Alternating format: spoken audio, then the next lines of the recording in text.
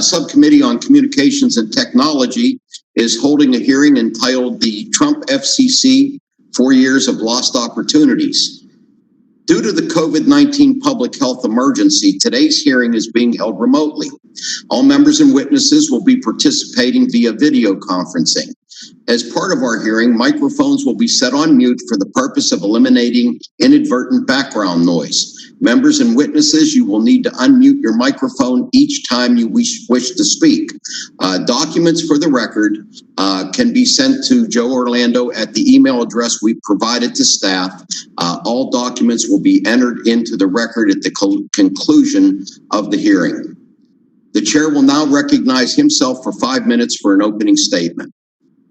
Our nation is in the midst of one of the greatest crises we have ever faced. As we approach the grim milestone of 200,000 American deaths from COVID-19. In the last few months, we have seen double-digit unemployment numbers, as well as the worst economic contraction since the Great Depression. According to the director of the CDC, we might hope to start seeing positive impacts from a vaccine in the late summer to early fall of next year. Simply put, the pandemic has changed the way we live our lives, and we will continue to feel its impacts for some time to come. The Energy and Commerce Committee has been conducting oversight of the Trump administration's response to this crisis, and this subcommittee is charged with overseeing the FCC's response. As the primary federal agency tasked with overseeing our nation's telecommunications infrastructure and charged with administering the Universal Service Program, at no point has broadband service and the work done by the FCC been more important to Americans as it is right now. For many of us, high-speed broadband has become the means by which we work, live, and stay healthy. In the last 7 months, the internet has become the lifeline we use to buy groceries, see doctors, and interact with the outside world. Zoom has become a verb, and Americans all over the country are connecting over video chat for virtual worship, family reunions, and so much more. In so many ways, broadband has become the glue holding our society together as our nation and the world weathers this storm. But the digital divide is growing as more Americans struggle to pay their bills and stay connected. They are struggling with services that are too expensive, too slow, and which place onerous and expensive limits on their online activities. For tens of millions of Americans who couldn't afford broadband before the pandemic, the digital divide is only getting greater. Schools around the country are in the midst of restarting, and students are clicking into virtual classrooms. But for over 12 million students who lacked broadband access before the pandemic, connectivity is piecemeal at best. Low-income students are struggling to learn as what was once a homework gap becomes a schooling gap. For these kids, a lack of broadband is no longer preventing them from doing homework. It's preventing them from accessing the most powerful tool for economic mobility we have, their education. In Pittsburgh, schools have been delayed due to supply chain shortages in getting laptops and hotspots shipped to students, something that's happening around the country. For some students in Pennsylvania, devices won't arrive until November. And while I applaud the heroic work being done by our local schools to get students connected, our approach, like that being taken around the country, is piecemeal at best. Local schools are hosting fundraisers with parents and asking foundations and corporations for help in closing the funding gaps. Schools don't know how kids are going to get connected or stay connected throughout the school year. We cannot depend as a nation on the generosity of private companies to get us through this crisis. We need a national plan and a coordinated federal resources, none of which this administration or this FCC has seen fit to provide. Instead, we have a government asleep at the wheel as our nation and our people struggle and too many people are being left behind. To be clear, though, we are in this position now because of mismanagement and misplaced priorities by this administration and this FCC over the last 4 years. While COVID-19 is a new threat, many of these issues are not. Instead of addressing these challenges and so many others, This FCC has been dead set on removing consumer protections, enabling increased consolidation, and hollowing out programs intended to connect low-income Americans. We need to do better. This FCC needs to do better. And you have the tools and the resources to do so much more. On behalf of the tens of millions of Americans being left behind, I hope you will. And with that, I will yield the remainder of my time to Congresswoman Matsui. You need to unmute. Thank you, Mr. Chairman. I really appreciate having this hearing here today. And FCC oversight is one of the principal duties of this committee, and we have much to discuss today. As co-chair of the Spectrum Caucus, I have a firm belief that we are at a transformational moment in the U.S. The policies we pursue and implement today will have a lasting impact on our economy and standing internationally. In the race to 5G and beyond, the stakes are incredibly high. To ensure innovation and job creation that occur here in the U.S., we need an aggressive and concerted effort. That's why I'm working on legislation to establish a wireless leadership agenda. This bill will help ensure we have a workforce ready to build the networks of the future, promote innovation through R&D, encourage more effective use of spectrum, enhance U.S. leadership on the global stage, and close the digital divide. I look forward to working with this committee and the witnesses here today on this bill to secure our wireless future. And with that, I'd like to thank the witnesses for appearing today and look forward to their questions. Thank you. And I yield back. Okay, General Lady yields back. The chair now recognizes Mr. Latta, the ranking member of the Subcommittee on Communications and Technology, for 5 minutes for his opening statement. Well, thank you, Mr. Chairman, and I want to thank the commissioners for appearing before us today. Really appreciate it. Since the last time you joined us, the communications landscape has drastically changed. Even before we had to deal with the problems that came as a result of COVID-19 pandemic, the communications industry has been one of the fastest evolving fields in our economy for decades. Despite the challenges the pandemic has highlighted, I have been pleased to see the swift, overwhelming response by both the industry and the FCC to address these problems in ways that prioritize American consumers. Chairman Pai's Keep Americans Connected pledge is a perfect example of this dedication, where carriers voluntarily committed to keeping all Americans connected regardless of their ability to pay the bill. By working with, not against the industry and in the public's best interest, the FCC was able to secure connectivity for countless American families despite widespread loss of income across the country, and without the need for heavy-handed regulations. Contradicting initial fears that we would see mass disconnection or sticker shock when the pledge expired, service providers have instead started the process of easing their services back to normalcy, reflecting our citizens' steady re-entrance into the job market. On top of keeping Americans connected to their schools, jobs, and loved ones through the internet, the FCC successfully distributed the $200 million that Congress appropriated through the CARES Act to make sure countless Americans could utilize telehealth to get the care they desperately needed. In my district, this allowed a behavioral health provider to go from seeing 467 patients remotely to over 16,000. Let me repeat that. From seeing 467 patients remotely to over 16,000. An expansion of telehealth at this scale may have seemed impossible only a few years ago, but now millions of Americans are able to see their doctors safely from their own homes. But it's not just the FCC's quick reactions that have kept our communications running smoothly. The groundwork for strong communications infrastructure has been laid by policies that came well before the COVID-19 pandemic. By pivoting away from misguided efforts to regulate the internet the same way we regulated monopolies over 86 years ago, the FCC's light touch regulatory approach has endured, allowing broadband providers to focus on building out infrastructure, providing service to consumers, and offering voluntary programs and community service efforts. This investment in agile network management has allowed our communications network to hold up during these times despite the heavy traffic our systems have had to bear over the past few months. Yet, despite these successes, Mr. Chairman, you've decided to hold a partisan hearing today. We should be here to talk about the ways to close the digital divide and how Congress can help the FCC in achieving that mission. Unfortunately, this partisan approach has become a trend. Under Republican leadership, this committee unanimously passed an autonomous vehicle bill that soared through the House and passed countless other bills to improve broadband access.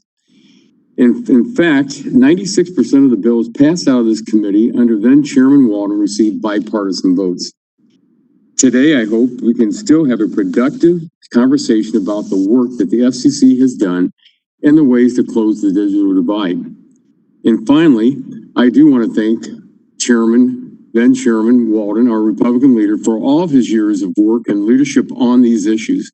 This may be his last FCC oversight hearing, and his work on communications and technology issues led to many of the topics of discussion I'm sure we will hear about today. So with that, again, Greg, thanks for all of your hard work through all the years. I thank our commissioners for the testimony today, and Mr. Chairman, I yield back. And before I do offer for the record 3 documents for the record, and I believe that normally it's the same procedure. They will all be accepted at the end of the hearing. Sure, without objection, so ordered. Gentleman yields back. The chair now recognizes Mr. Pallone, chairman of the full committee, for 5 minutes for his opening statement. Thank you, Chairman Doyle. Today, we're examining 4 years of lost opportunities at the FCC during the Trump administration. The actions and at times inactions of this FCC have had a significant impact in the lives of Americans, but often not for the better. We're likely to hear from the majority commissioners about their so-called accomplishments, but to me, it reads more like an industry wish list and pandering to the Trump administration that does not seem to care much about consumers. And here are just a couple of the most egregious examples of what the Republican-led FCC did. First, obliteration of net neutrality regulations that protect a free, fair, and open internet, and abdication of their responsibilities to the Federal Trade Commission. Second, near complete deregulation of media ownership rules, allowing big media conglomerates to eat up small and local stations. Third, eliminating environmental and tribal reviews and undermining local authority and protections to give companies the upper hand, even as we all know you can't streamline your way to universal broadband deployment. And fourth, using official government processes to allow President Trump to get back at Twitter for correctly labeling one of his tweets as false.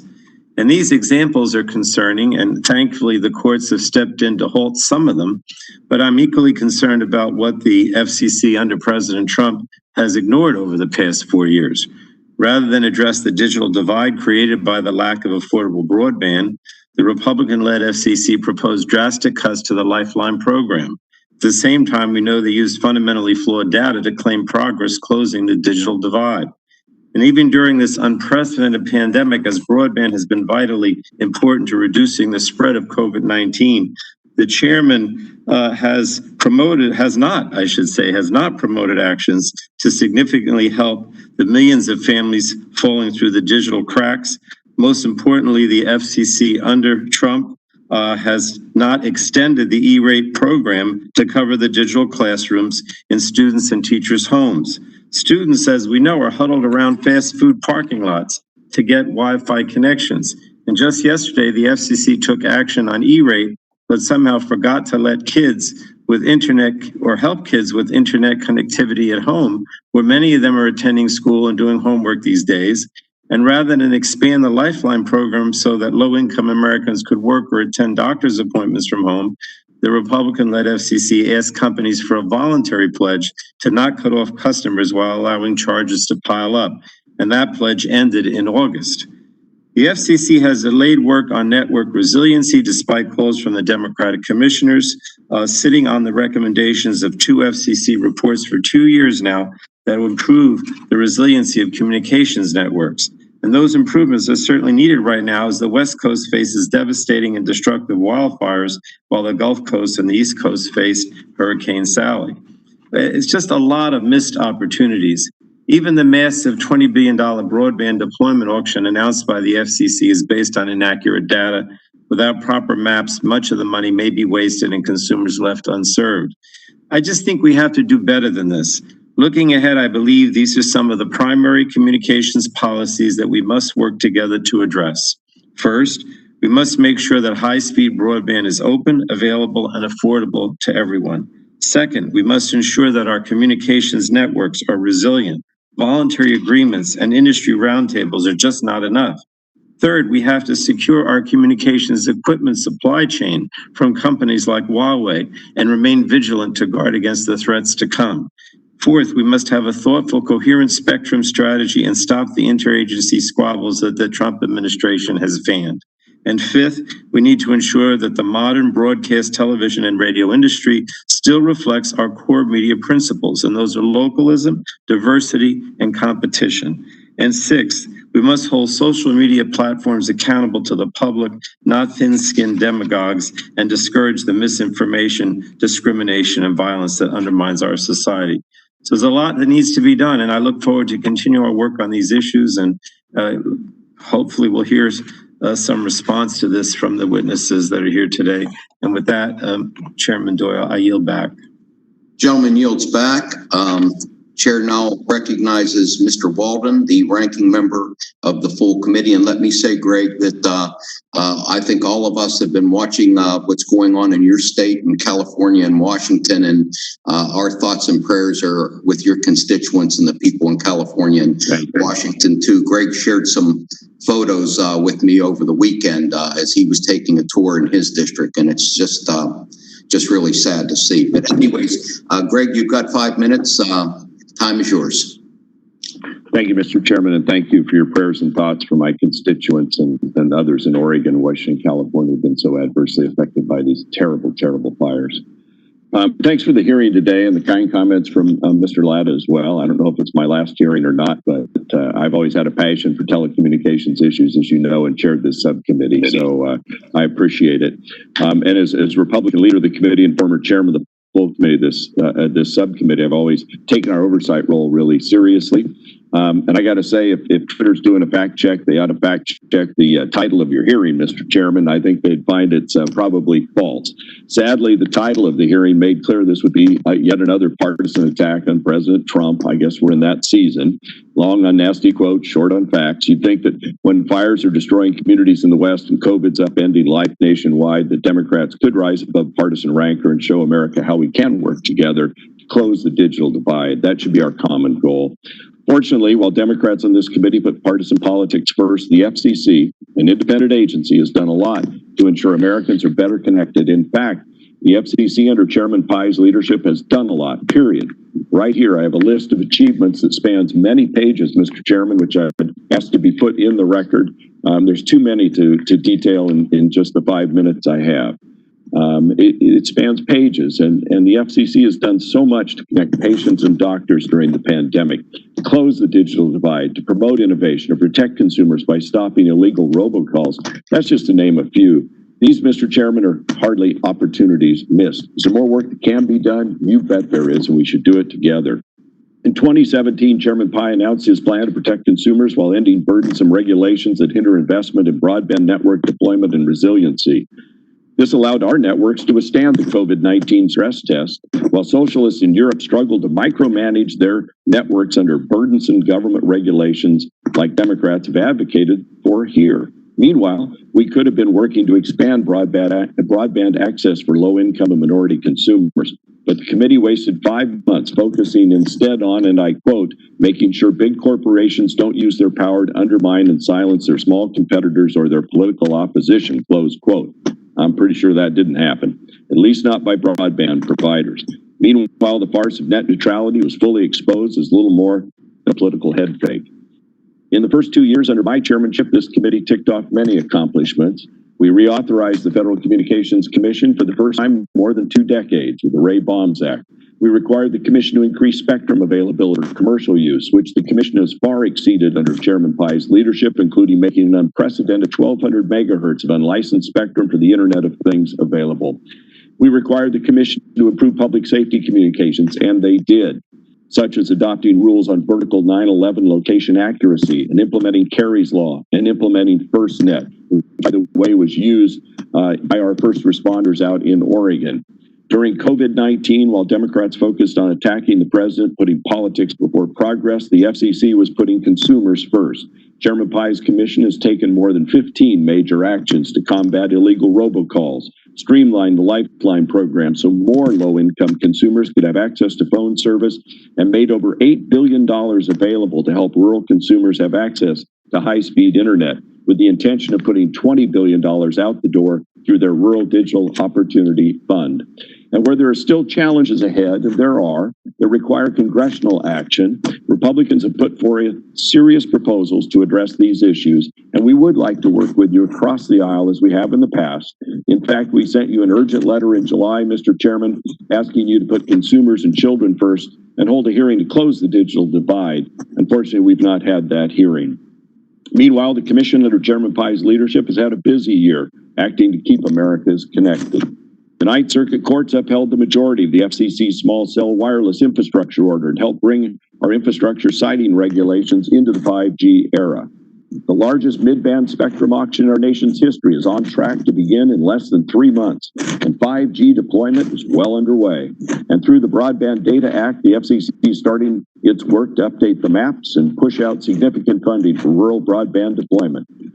Commissioner Rosenworcel and I were talking yesterday about how many decades have gone by with bad maps and how much we need to get that done. I think back to the Obama stimulus plan where they spent the money before they did the maps, and we're still fighting over maps. I'm glad to see we're beginning to make progress there. Let's get it done. Today, I look forward to celebrating successes of the past 4 years and talking about our efforts to work together to close the digital divide. I'd like to end by thanking my Energy and Commerce Committee alum, Commissioner Mike O'Reilly, for his many years of public service. When we've called, you've come. When we've asked for answers, you've given them to us. You've always been straightforward and hardworking. We appreciate your leadership in every capacity. Your expertise will be missed, and I wish you well in your future endeavors. And I yield back, Mr. Chairman. Gentleman yields back. The chair would like to remind all members that pursuant to committee rules, members' written opening statements shall be made part of the record. I'd like to introduce our witnesses for today's hearing. First, we have the Honorable Ajit Pai, Chairman of the Federal Communications Commission. Welcome. The Honorable Michael O'Reilly, FCC Commissioner. Welcome, Michael. The Honorable Brendan Carr. Welcome, Brendan. The Honorable Jessica Rosenworcel. Jessica, welcome. And the Honorable Jeffrey Starks. Jeff, welcome to you. We want to thank all of you for joining us today, and we look forward to your testimony.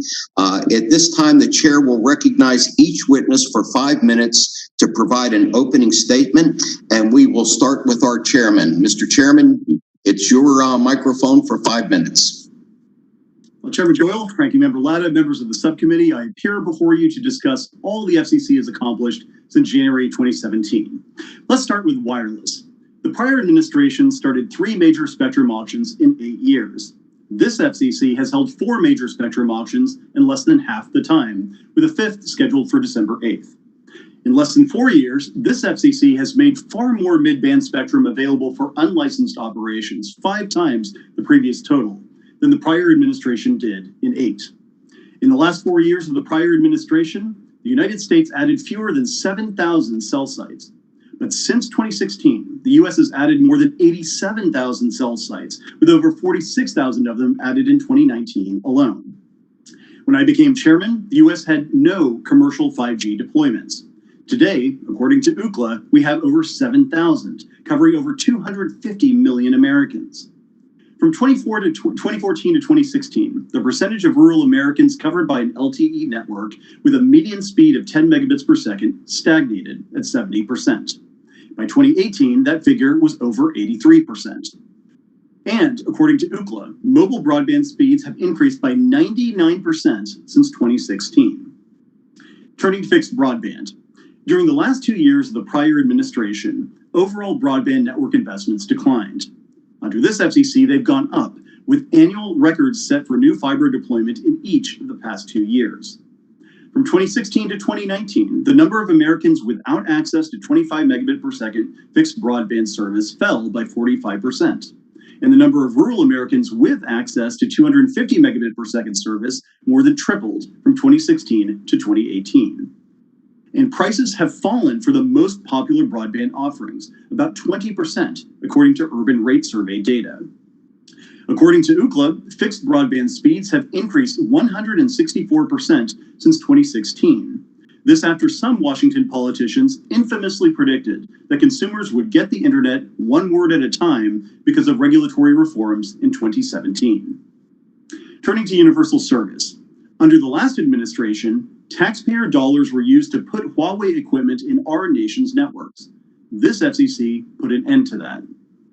Under the last administration, the rural healthcare program remained capped at $400 million.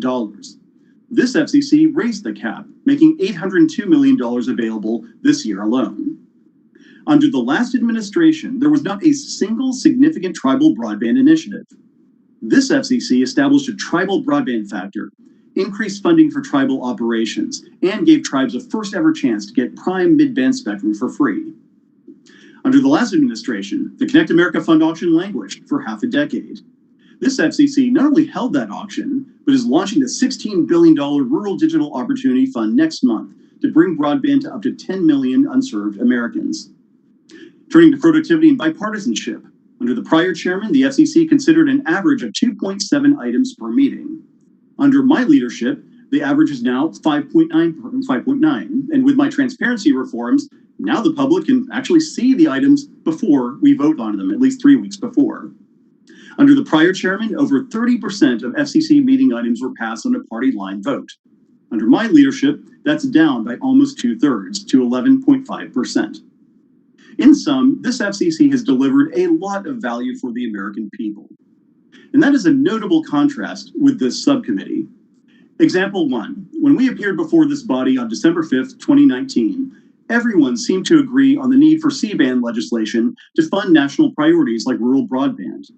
287 days later, the FCC has set up the auction, and this Congress has enacted nothing. Example 2, on December 2nd, 2019, I called on Congress to repeal the misguided T-band auction mandate. Everyone seems to agree that the auction is doomed to fail, but the FCC is legally compelled to waste resources on it. 290 days later, the FCC has indeed wasted resources, but this Congress has enacted nothing. Example 3, everyone seems to agree that the Obama FCC's broadband maps are flawed. On August 1st, 2019, the FCC voted to correct them. But then, the subcommittee cut off the only funding source we had. 411 days later, the FCC has repeatedly requested new funding, and this Congress has enacted nothing. Time does not permit further examples, but I do look forward to answering your questions in which I hope we can tease out other ways in which we can work together. Thank you, Mr. Chairman. Gentleman yields back. Thank you, Commissioner Riley. You are recognized for 5 minutes, and I also want to thank you for your service to the Commission and wish you well in your future endeavors. The microphone's yours for 5 minutes. Thank you. Thank you, Mr. Chairman. Good morning. I appreciate the opportunity to join the subcommittee as it conducts further oversight of the Federal Communications Commission. Instead of restating my submitted testimony, I thought it would be more appropriate to make a few points and allow members to get to their questions quickly. Number 1, more commercial spectrum, particularly mid-band spectrum, is going to be needed for licensed services to meet U.S. consumer demand, ultimately win the worldwide race to 5G, and eventually deploy 6G and beyond. Much progress has been made over the last 7 years as a result of my advocacy. However, our nation's still short by about 300 to 500 megahertz, according to experts, and that's excluding the 3.45 to 3.55 gigahertz band. This means that it's incredibly important to push federal departments and agencies to be more efficient, regardless of their recalcitrance. Number 2, expanding broadband availability to all Americans that seek it remains a commission priority, and exceptional work is being done on this front, including Senator Wicker's effort to expedite build-out. Yet much more effort and thought will be required to solve the remaining service gaps. The FCC has a track record and expertise in maximizing the efficiency of its broadband subsidies, and I would caution against attempts to create new federal programs or regulatory bodies to address this matter. Additionally, scarce federal funding should go to those truly unserved areas rather than overbuilding those where broadband service already exists. And all efforts should be made to avoid duplication of USF programs and other federal funding streams. Number 3, fixes are needed to address the Lifeline program's minimum standards, systemic waste, fraud, and abuse, lack of cost bearing by those who buy service in excess of minimum standards, and absence of a workable hardline budget. Without improvements, the political pressures will continue to tear this program apart and hamper its effectiveness. Number 4, the regulatory models governing broadcast, cable, telecom, and satellite services are vastly out of line with the digital transformation of our society and the fierce competition from completely unregulated entities. Fundamental reform hasn't been achieved during my time at the Commission, and our outdated regulatory rules and structural silos unfortunately remain in place. Congress has the power to fundamentally rewrite the statute to reflect today's very different marketplace, and I strongly encourage you to consider doing so.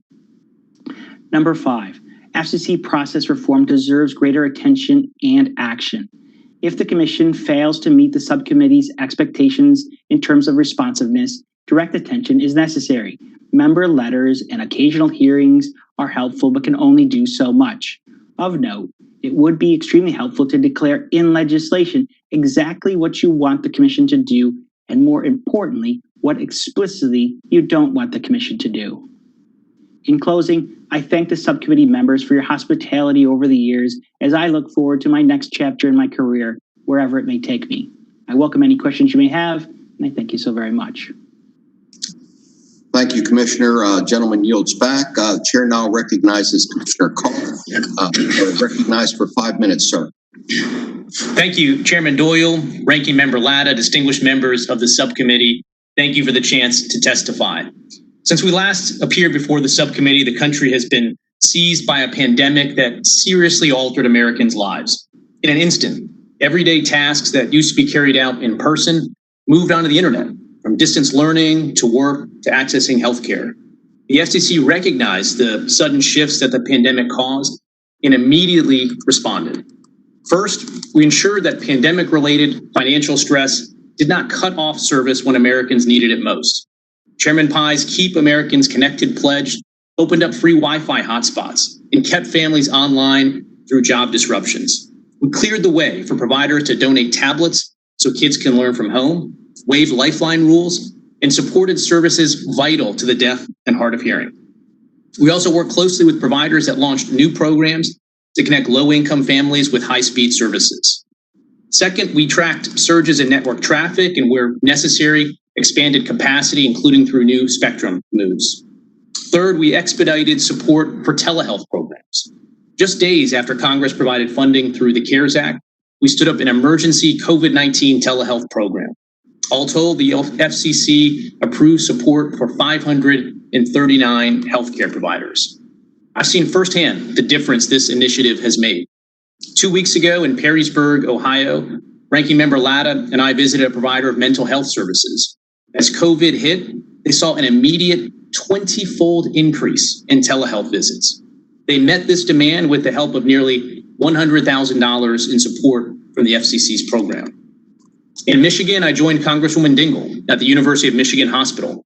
With COVID, they saw video visits spike from about 400 per month to over 30,000 a month. FCC funding allowed them to ramp up their telecom infrastructure. I'm pleased that the FCC's initiatives support responses like these, and I'm excited to lead the FCC's work on a separate $100 million connected care program in the coming months. Now, with the increases in internet traffic we've seen, America's networks fared exceptionally well. Other advanced economies weren't so fortunate. Their networks strained to maintain quality and speed, including in Europe, where officials asked Netflix to reduce their video quality to prevent the continent's networks from breaking. America's networks performed because of the private sector's unprecedented levels of investment. In 2018, for instance, America's wireless providers invested over 70% more per subscriber than their counterparts in Europe. In 2019, wireline providers built out more miles of high-speed fiber than ever before. Internet speeds are up, and last year, the U.S. wireless industry invested a record-breaking $29.1 billion in their networks. That's a 4-year high, number 1 in the world, and 4 times the per capita investment that China is seeing. And we're not going to stop there. In the first half of this year alone, the pace of wireless builds and upgrades doubled. The number of communities benefiting from high-speed cell builds increased from 3 to 4-fold, depending on the provider. And none of this happens by chance. It's been fostered by the FCC's work to modernize our infrastructure rules. We updated federal historic and environmental reviews that needlessly held back builds. We accelerated construction of small cells by building on common sense reforms adopted by the states. We streamlined the process for swapping out utility poles to add wireless equipment.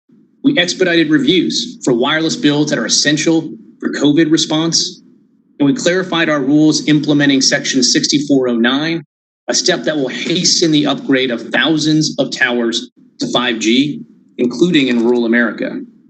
The FCC's work to modernize our infrastructure rules enabled the private sector to make America home to the strongest 5G platform in the world. 5G is live today, not just in places like New York or San Francisco, but in Defiance County, Ohio, in Sioux Falls, South Dakota. I'm proud of the results that our reforms and the FCC staff's work have delivered. Finally, I want to take a moment to recognize and express my gratitude to the committee's Republican leader, Greg Walden. Since he announced his retirement, this may be his last FCC hearing, as we heard. Congressman Walden has had one of the most consequential runs in Congress. Among his many legislative accomplishments, the Middle Class Tax Relief and Jobs Act provided the reforms necessary for America to lead the world in 4G and now extend that leadership into 5G. His work on the Ray Balmes Act operated not only as an important piece of legislation, but really a fitting tribute to his friend and a lifelong advocate for expanding connectivity. Of course, his work in communications issues started long before his time in Congress, having run a radio station in Oregon, and he carried those experiences forward into Congress, demonstrating a long-standing support for broadcasters and the value they bring to their local communities. So thank you to Congressman Walden for your service to this country. Thank you, Chairman Doyle, Ranking Member Latta. I look forward to your questions. Thank you, Commissioner. Gentleman yields back. The chair now recognizes Commissioner Rosenworcel for her opening statement. Good morning, Chairman Pallone, Ranking Member Walden, Chairman Doyle, Ranking Member Latta, and members of the subcommittee. Thank you for the opportunity to appear before you today. Let me start with a picture. There are 2 little girls on a sidewalk outside of a Taco Bell in California. They sit up straight against the curb, shoulder to shoulder, each with a laptop in hand. But they weren't there for lunch. They were on the concrete by a fast food joint for online class. You see, they don't have internet at home, so they were using the free wireless signal at the restaurant to go to school. This picture, which was everywhere on social media, should light a fire under the Federal Communications Commission. That's because it is our responsibility to bring advanced communications to everyone, everywhere in this country, no matter who they are or where they live. And that mission has more urgency than ever before as we struggle with a cruel virus that has emptied our schools, filled our hospitals, and crashed our economy. That virus has also exposed a hard truth. The digital divide in this country is big, and we need to address it. We need a national policy of 100%. In other words, we need 100% of us connected to broadband, just like with electricity, just like with water. That's because no individual, no household, and no community will have a fair shot without it. We're not there yet. You see it clearly in this picture. You see it in the nearly 17 million kids, just like those 2 little girls who fall into the homework gap and can't do their schoolwork because they have no internet at home. We need to stop looking the other way. The FCC should be using the E-rate program right now to help get these kids connected during this crisis so that no child is left offline. And then first things first, we need a real plan for broadband for all, for rural America, for urban America, for everything in between. We need a plan that tackles both broadband deployment and adoption, because we will never overcome our nation's digital divide without focusing on both. But we have work to do, because the FCC continues to issue rosy reports saying broadband networks are reaching all Americans in a timely way. In fact, just a few months ago, the agency reported only 18 million Americans do not have access to broadband. But this is just not credible. It's based on the same problematic methodology you called for us to stop using in the Broadband Data Act. Yet despite not having fixed our broadband data, the FCC is poised to hand out billions in federal support next month based on maps we know are wrong. We can't afford to delay improved data any further because we will never be sure that we are targeting our universal service support to the right places. Second, we need a plan to keep all Americans connected. At the start of the pandemic, the chairman secured a commitment from our nation's carriers to not cut off consumers during this crisis, and this was good. But that commitment ended this summer, so what comes next? I think the FCC needs to update the Lifeline program to meet this moment. We also have to update disaster response because we need to stay connected when awful weather events, like the ongoing wildfires and hurricanes, do unthinkable damage to our communities. Third, we need a plan to secure our 5G future. If we want to be a global leader in the next generation of wireless, we need a whole of government approach to 5G service. But our national spectrum strategy is more than a year overdue, and federal authorities are fighting in public about access to 5G spectrum bands. At the same time, we need to remove the insecure Chinese equipment in our networks today and take steps to support open radio access networks in the future. Fourth and finally, we need a plan to sustain local media and stand up for the First Amendment. Local news is vital, but despite the increased demand for news right now, the economics that underlie the industry are changing. To meet these new challenges, I believe we need to study our rules and identify how to better support local media and diversity. But one thing we shouldn't do is compromise our values, including those in the First Amendment. Nowhere is this clearer than with the recent executive order concerning Section 230 of the Communications Act. I know that social media can be frustrating, but an executive order that seeks to turn the FCC into the president's speech police is not the answer. Thank you. I look forward to answering any questions you may have. Thank you. Gentlelady yields back. The chair now recognizes Commissioner Starks for 5 minutes for his opening statement.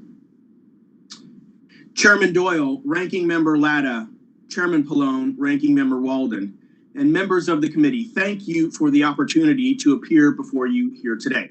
Our longstanding digital divide has evolved into a monstrous COVID-19 divide. When this pandemic first hit, I highlighted the critical role that broadband would play in our response and called for a number of ways in which the Commission must advance a connectivity stimulus to increase access to broadband service. Over the last 6 months, some of those proposals have been adopted, but much more remains to be done. The need for affordable broadband is particularly great among American communities of color. Black, Indigenous, and Latinx Americans remain significantly less likely to have a home broadband connection than their counterparts by a wide margin. These families disproportionately rely on public Wi-Fi, frequently offered by public libraries and fast food restaurants. The FCC has a role to play. We should start by addressing the Lifeline program, which was designed to connect the most vulnerable Americans. We must better promote this critical program during the pandemic, a proposition that 144 members of Congress agreed with, including many from this committee. We also need to take a fresh look at the E-rate program. Like millions of families, I have a young learner who is in her room right now, virtually at school. Millions of families need connectivity that allows members to concurrently telework and teleeducate. But more than 15 million students still lack broadband at home and the devices to use it. We have got to do more for our students. The recent work of this FCC has been on the issue of rural access, an important one for me as a Kansan, but the numbers undeniably show that more than 3 times the number of households in urban communities remain unconnected as those in rural areas. Even before the COVID-19 pandemic, research showed that broadband prices were too high for more than 18 million households that otherwise have service in their neighborhoods. We must address the issue of affordability. These issues demand the Commission's unwavering focus. Unfortunately, there are those who, during a political year, would use their weapons against their perceived adversaries during this year. the president's executive order on Section 230 and NTIA's subsequent petition for rulemaking claim to champion free speech, but they are really about working the refs at a pivotal moment for the president's political future. The FCC should reject NTIA's proposals and focus on our main mission right now, closing the digital divide. I've made my own investments to respond to these issues. Working with an advisory board of experts, this week I announced my first honorees of the Digital Opportunity for Equity Recognition, doers, from rural areas to urban corridors, students to seniors. The collective scope of their accomplishments are impressive. Nationwide efforts that cover all 50 states, hundreds of community hotspots, connections for over 600,000 students to devices and broadband, connections to 16,000 public housing units, thousands of miles of rural connectivity, support for school districts, over 160 libraries, and support for over 400 tribal communities. I'm honored to recognize the 22 people, organizations, and companies that are working to connect all Americans to reliable, equitable, and affordable broadband services.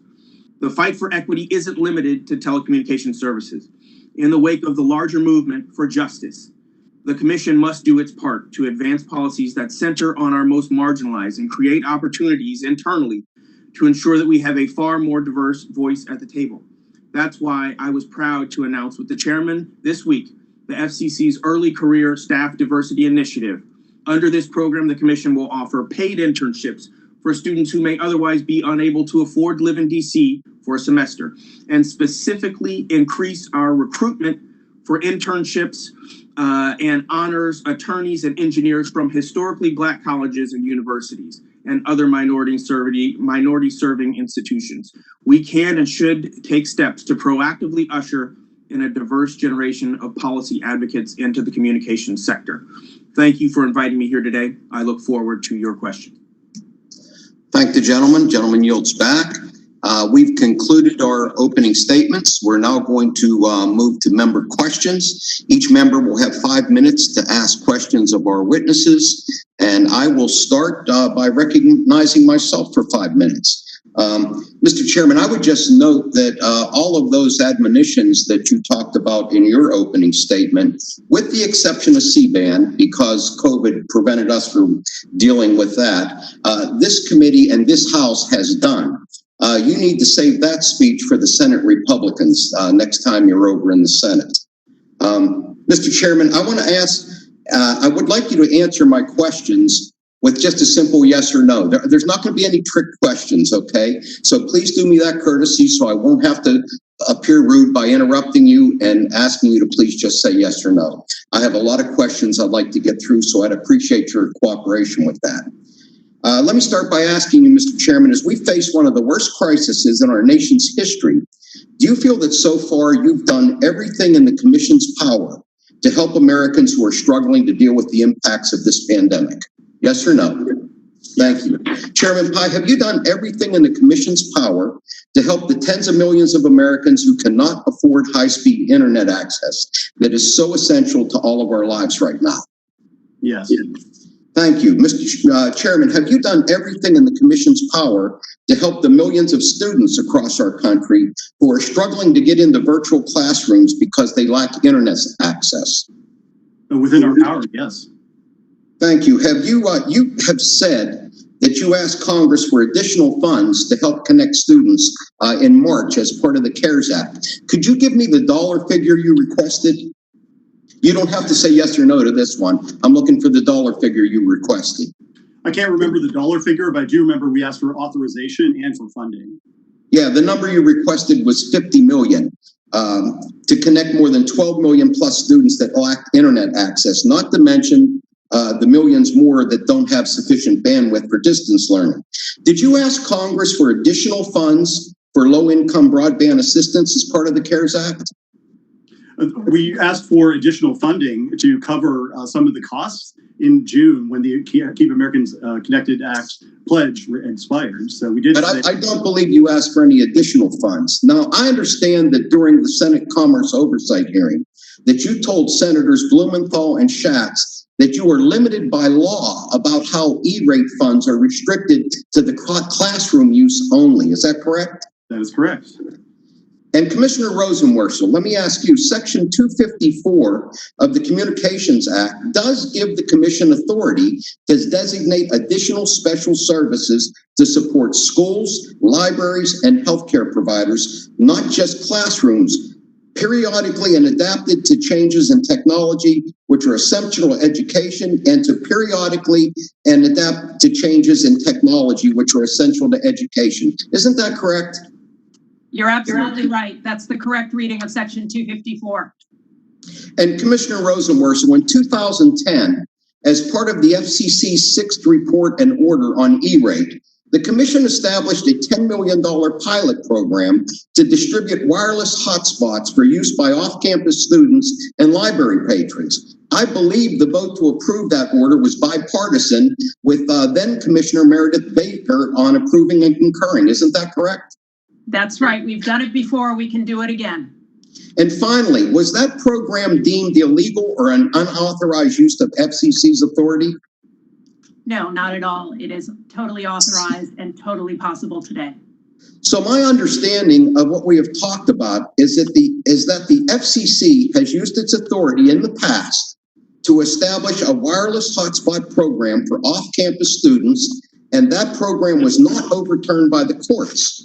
And then, when given the opportunity to ask for additional resources from Congress, you requested $4 per student without internet access and no additional funds to help connect low-income Americans through Lifeline.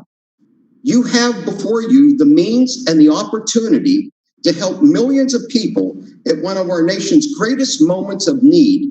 And I really encourage you, Mr. Chairman, to step up to the moment that history has presented you. Commissioner Rosenworcel, with the remainder of my time, what do you make of all of this? We have a crisis. We have, by most recent count, 17 million students who are locked out of the virtual classroom. The homework gap that they suffer from is becoming an education gap, and it's going to be a long-term opportunity gap. The FCC has tools right now with the E-rate program to help solve this crisis. We need to meet this moment and do it. Thank you, Commissioner. I see my time is expiring, so I will yield back and now recognize Mr. Latta, the ranking member of the Subcommittee on Communications and Technology, for 5 minutes to ask questions.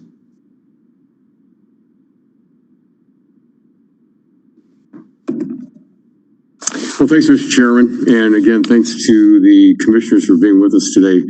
Commissioner Carr, if I could start my questions with you. First, again, I want to thank you very much for coming out to the 5th District in Northwest Ohio in the last couple of weeks to see what's happening out there. And as we both mentioned about having visited the Behavioral Health Organization and seeing these absolutely incredible increase from 467 uses of telehealth to over 16,000 in a short period of time during the pandemic. I applaud the FCC for how quickly you were able to provide funds in such a short amount of time. Commissioner, in what ways is the Commission learning from the COVID-19 telehealth program to ensure the success of the Connected Care pilot program? Well, Congressman, thank you for the question. Thank you for the leadership. As you mentioned, we saw how the FCC's immediate actions helped to support the mental and behavioral health services. And earlier that same day, we met with a small internet provider that used an immediate infusion of FCC spectrum to expand capacity at homes, including with homes that have school kids that are learning right now. There's a lot of lessons learned from this program we can build on, including some issues with licensing and reimbursement. HHS has done a great job clearing some of that red tape. There's been a recent memorandum of understanding between the FCC and HHS that I think will be beneficial as we move into the Connected Care pilot. And frankly, there's 26 bills that are in this committee right now that were introduced by you, Congressman Walden, and other members that would help close the digital divide immediately, accelerate those bills. And I think if those wouldn't languish here, I think that'd be some more progress we could make. Well, streamlining and finding the ways we can get things out there faster is so important, especially what we've seen during the COVID-19. So thank you very much. Commissioner Riley, first, I want to thank you again for your willingness to come to my district twice to really get a firsthand knowledge of what's going on out on the ground. So I really appreciate your service on the commission, and you should be very proud of all that you've accomplished during this time. Commissioner, you've played a significant role in championing unlicensed spectrum, and you recognized long ago the growing demand for Wi-Fi. Now with COVID-19, the demand is greater than what I think any of us could imagine when you factor in telehealth, telework, distance learning, precision agriculture. And as co-chair of the Wi-Fi Caucus, I'm interested in making sure we are maximizing the benefits of the licensed services. Would you speak to what the FCC is working on to expand Wi-Fi capabilities and the new types of technology it will enable? Well, first of all, thank you for your leadership on Wi-Fi issues. They're so important. The Commission has done great work on 6 gigahertz. We hopefully will have new work on 5.9 gigahertz. But on 6 gigahertz, there's a couple portions that need to still be addressed. We need to increase the power limits for the low power indoors aspect. And we also need to finish the very low power portion that's been out there for a while and hopefully be done this year. That's how you get to the advanced services for the very small distances, AR, VR, a bunch of different things that you've taken a lead on. Internet of Things, so critical, and we need to address that before the end of this year. Well, thank you very much. Chairman Pai, again, I want to thank you for the times you've been out to the district. You've been very, very helpful, especially earlier this year when you actually got to see telehealth at work as we were there. But you plan to begin later this year the Rural Digital Opportunity Fund reverse auction, which will provide $20 billion for broadband deployment. What other ways can we inject investment into our rural broadband and make sure we have that access out there? I think there are a number of different ways. For example, at the FCC, we've offered ACAM to certain carriers to enable them to increase the speeds they are offering up to 25 megabits per second and expand their networks. We've also made some deregulatory reforms like One Touch Make Ready to enable competitive providers to advance. One of the things I proposed 4 years ago this week was in Ohio, actually, was a rural dividend to reserve 10% of auction proceeds for rural broadband deployment. And I think that's something that Congress would do very well to consider because that would help us increase the resources available to close that digital divide once and for all. Well, thank you. You know, as we look at the RDOF, do you have any estimate as how many Americans will gain broadband under this?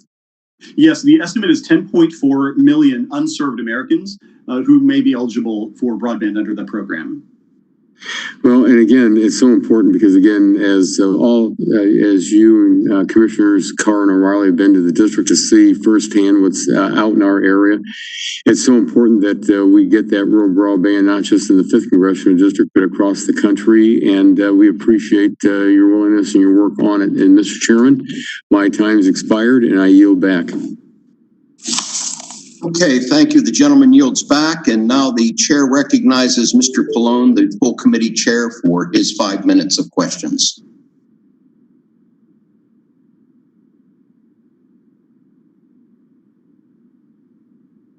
Is the chairman there? Okay, the chair will recognize Mr. McNerney for his 5 minutes of questions. Well, I thank the chairman.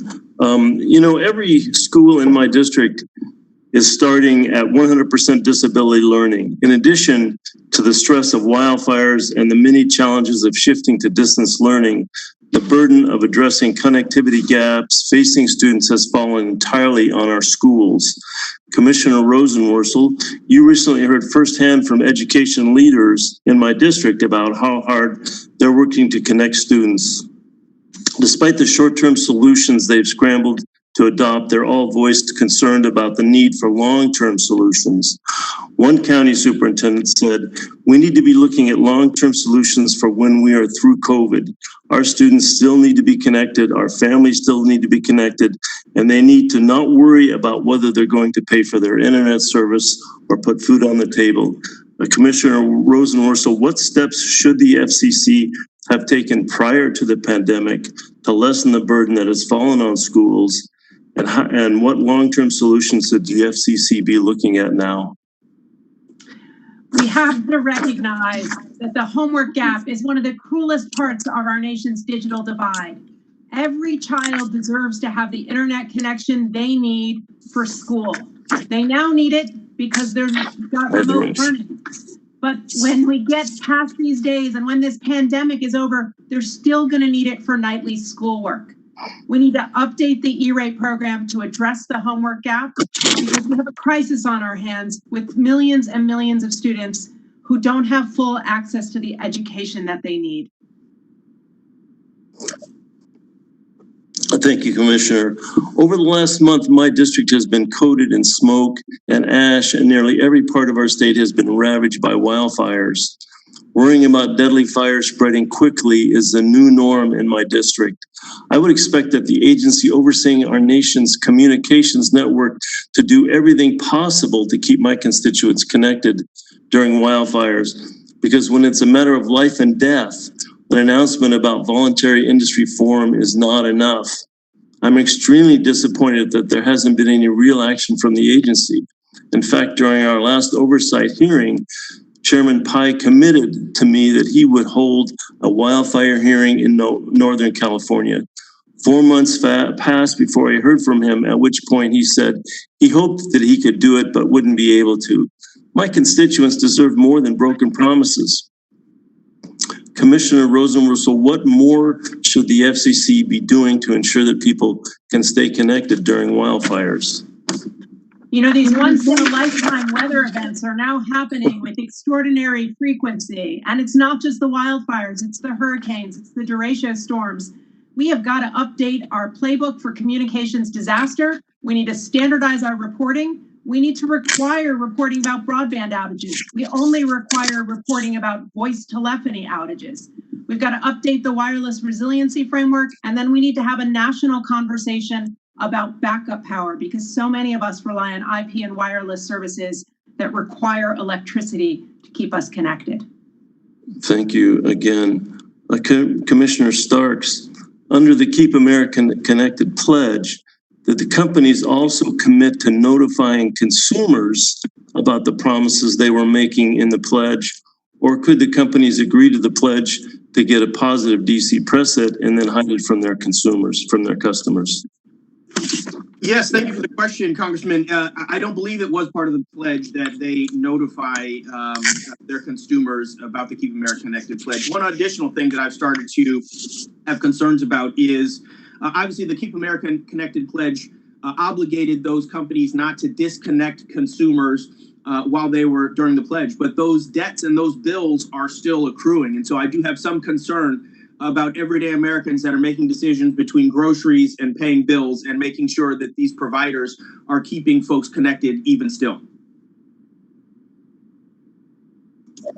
Chairman Pai, I'm worried about many people had no idea about the promises made in the pledge, and that those who did encountered problems when they tried to take advantage of the offerings.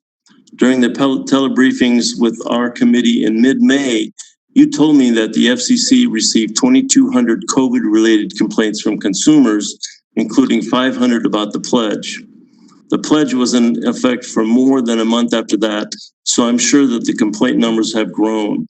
It should not take a congressional inquiry and a FOIA request for the American public to uncover these problems, especially during a pandemic when nearly every aspect of our lives depends on connectivity.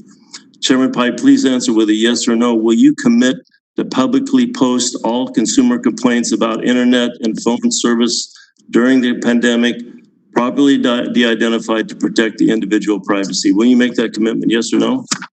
Carson's not a yes or no question. I'll certainly consider it in the aggregate if there's no PII, of course, involved. And if, from a feasibility standpoint, we have the ability to compile all that information, I'd be happy to do so. But I would note that I appreciate the committee at least touting on its own page of accomplishments the fact that we initiated the pledge and started all these pro-consumer initiatives like the pledge. Gentleman's time has expired. Gentleman yields back. Chair now recognizes Mr. Walden for his 5 minutes of questions. Thank you, Mr. Chairman. And again, thanks to all the commissioners for your testimony today and your work every day. I wanted to, just for the committee's purposes and the commissioners, we did the work when I was chairman of the subcommittee to implement FirstNet and get that up and running. We did regular oversight over it. And over the weekend, I received this. I don't know if you can see this, but this is a photo of a FirstNet SAT Colt in Gates, Oregon, providing communications for first responders in the fires that so tragically affected Congressman Schrader's district in Oregon.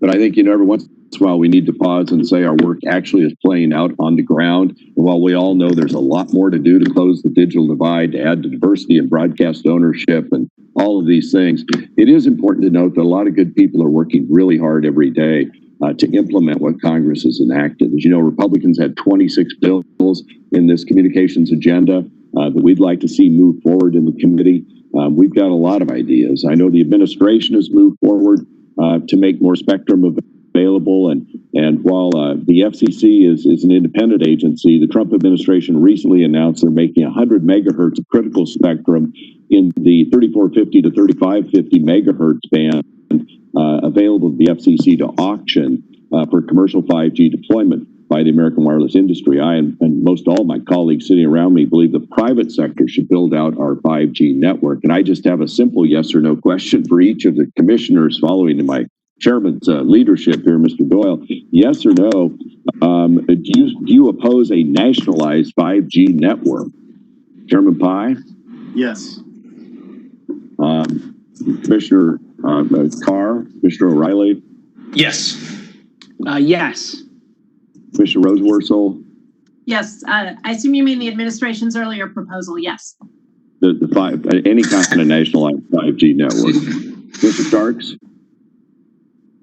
Thank you. I think my early statement when that first was being bandied about is that's what socialist countries do, and we're not Venezuela. So I think we've had a very vibrant auction system, a very vibrant innovation system in America, and all done on the private sector side. Chairman Doyle, last year you stated, I'm glad the FCC Chairman Pai agrees that a private sale of C-band was a terrible idea, close quote. But then Chairman Pai announced his plan for a public auction of the C-band. You stated, and I quote, "We believe that this proposal only reiterates the need for legislation, and we need legislation to provide the certainty needed for a rapid rollout of 5G and ensure all Americans benefit from the auction's public airwaves." Unfortunately, Congress was never able to come together on legislation like that, though we could have funded critical priorities had we done so in a timely manner, such as Next Gen 911. Chairman Pai, is the C-band auction still on track to begin at the end of the year, despite all the other work you've done to address COVID-19 pandemic issues? It is very much so. The eligible satellite operators have opted into accelerated relocation payments. Knock on wood, we've won legal challenges thus far, and our staff is fully engaged on track to the December 8th start of the auction. I appreciate that. And let's go back to this homework gap, Chairman Pai. What have you done? What's the FCC done under your leadership to help get broadband access to families who need this for schools? What more can everything be within done? our power, in addition to the Keep Americans Connected pledge, which was, of course, critical for getting home broadband maintained. We also relaxed E-rate gift rules, for example, to allow service providers to offer and schools to solicit and accept some of the connectivity tools. In addition to that, as the chairman pointed out, I asked for funding $50 million additionally in order to just get a foot in the door, so to speak. I supported a bigger program.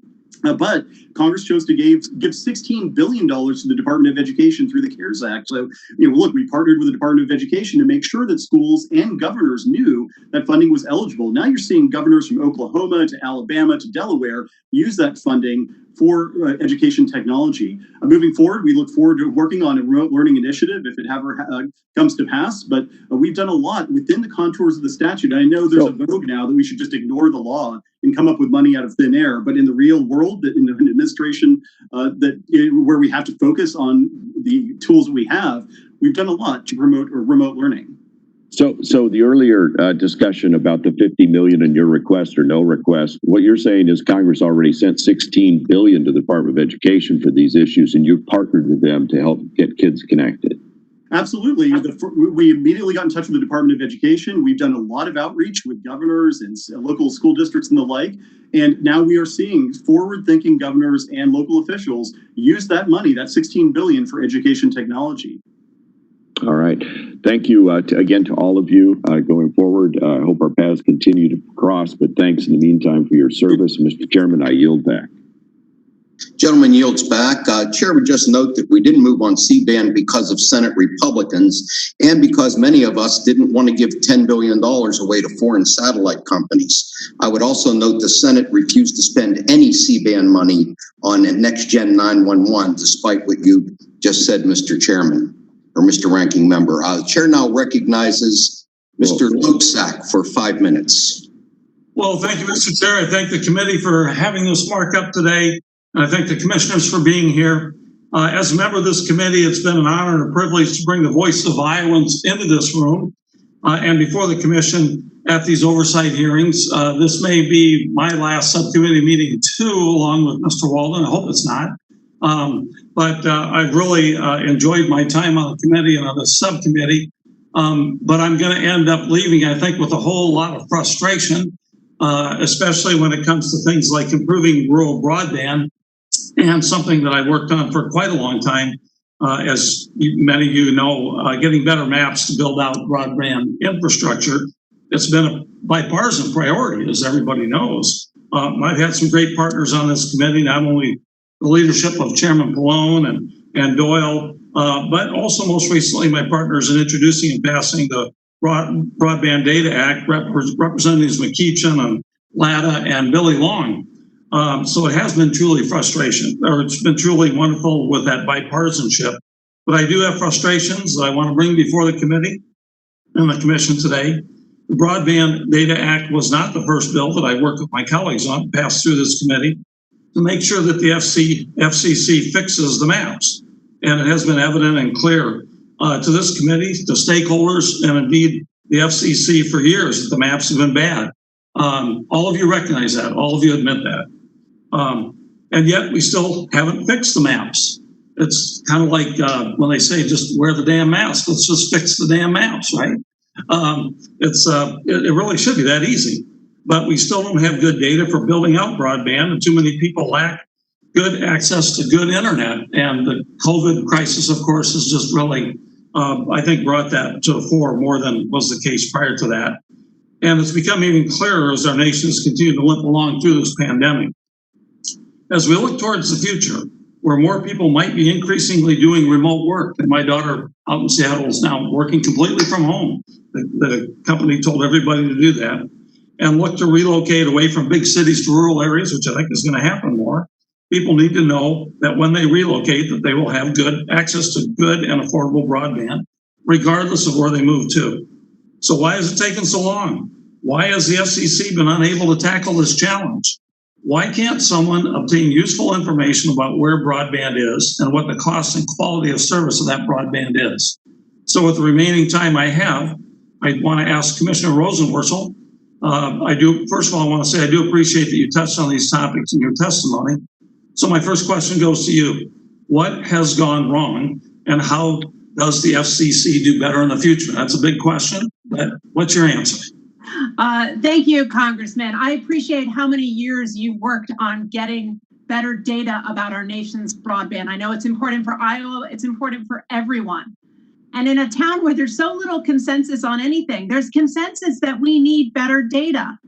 And here's the truth, it's hard. It's not easy. We're going to have to figure out with a level of granular accuracy where service is and is not, because we have to reach 100% of this country. But we did it before with rural electrification. This is the challenge that we have right now because we have to do it again. And the truth is, we just haven't made enough progress at the FCC. We put it off for another day. We keep on claiming that we need additional funds, we need additional time. It's just not good enough. We're never going to manage the problems we don't measure. We have to make getting better data job one. So in your view, it's really the FCC's just got to make that commitment and carry out that commitment. Is that fair to say? Absolutely. Okay. Well, and how do we ensure that the internet is more affordable and that consumers know that they're getting a fair deal when they sign up for broadband? What can the FCC do to that so when we can get this done? Again, that's the huge question in everybody's mind, I guess. But it's not just a rural issue; it's an urban issue when it comes to affordability as well. If you could speak to that, please. Yeah, that's such a good point. When we talk about the digital divide, in recent years, we've talked almost exclusively about rural America, infrastructure, and deployment. But the truth is that there are 3 to 4 times as many households in urban and suburban America that don't have connections. That's and we're right. never going to solve our nation's digital divide without developing equal resource and policy attention for adoption and deployment. And part of that adoption equation is affordability. But the FCC has refused to discuss that in its annual broadband reports, and it's time we change that. Thank you so much. My time has ended. I appreciate it.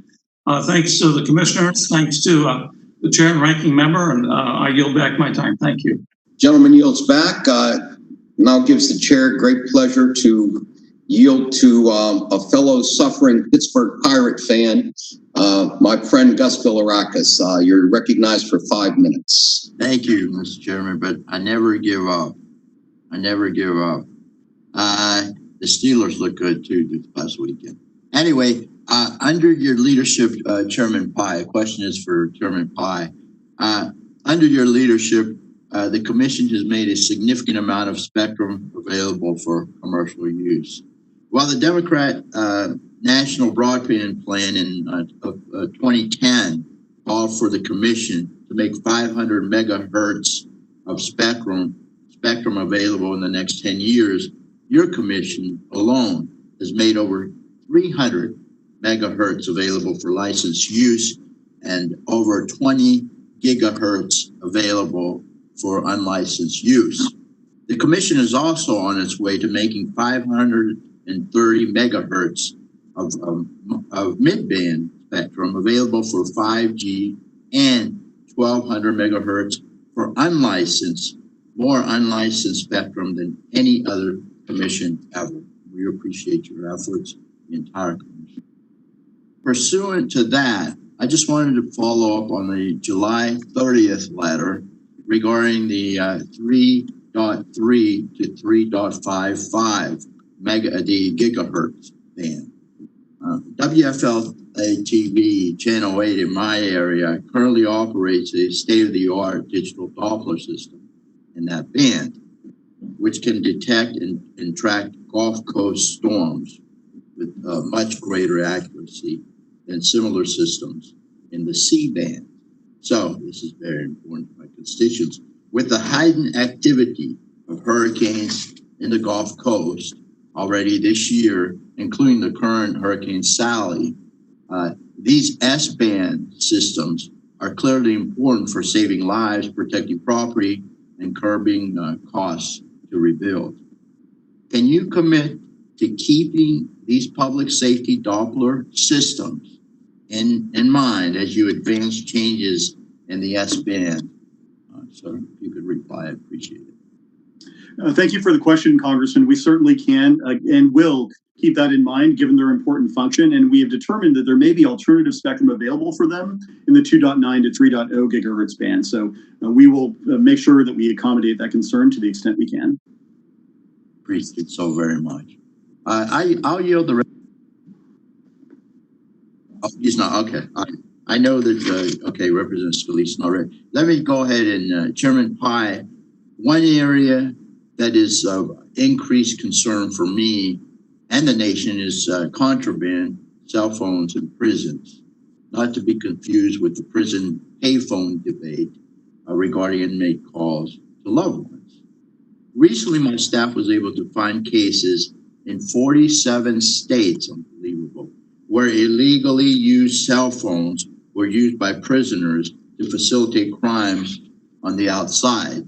This includes a case in Oklahoma where prisoners were using cell phones to sell meth, heroin, and illegal firearms.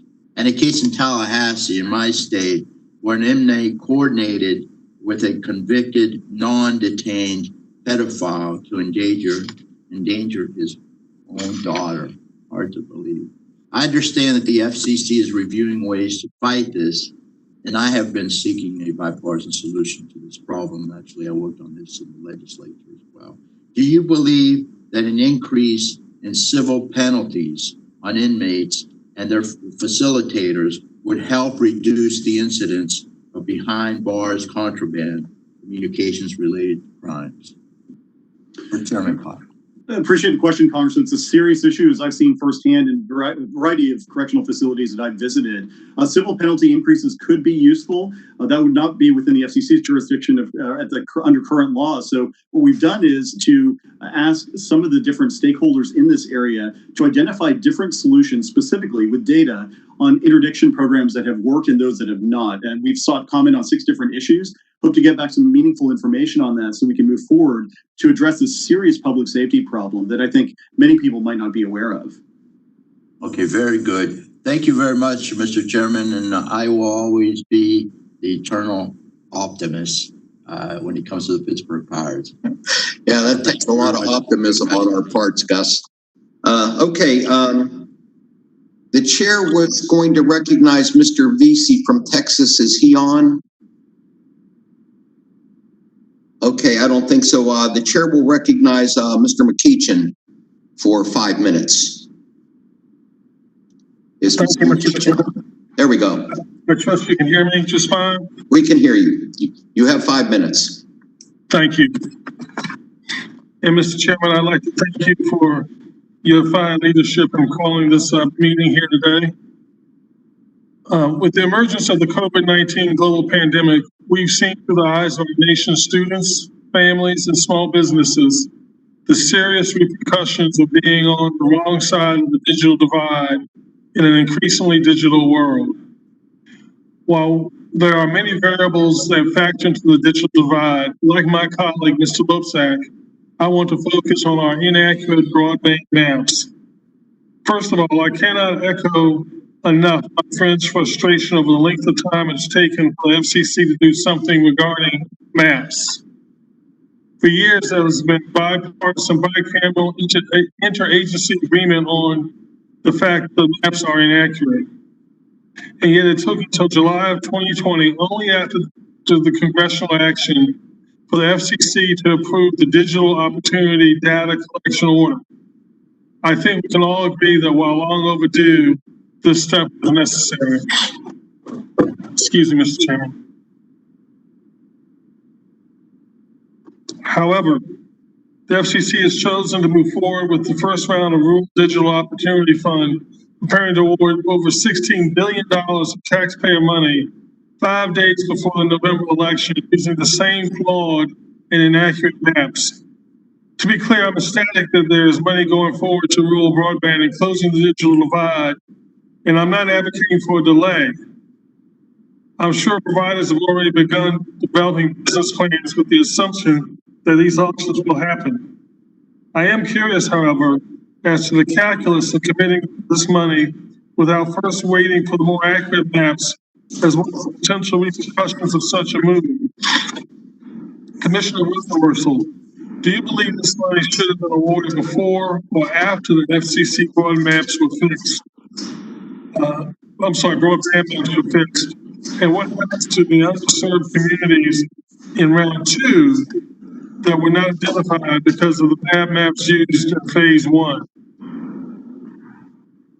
We're never going to be able to solve our nation's digital divide without information. And all of us know right now that our information is flawed. In fact, an industry group came together and said that our data 2 in 5, an error rate of 2 in 5.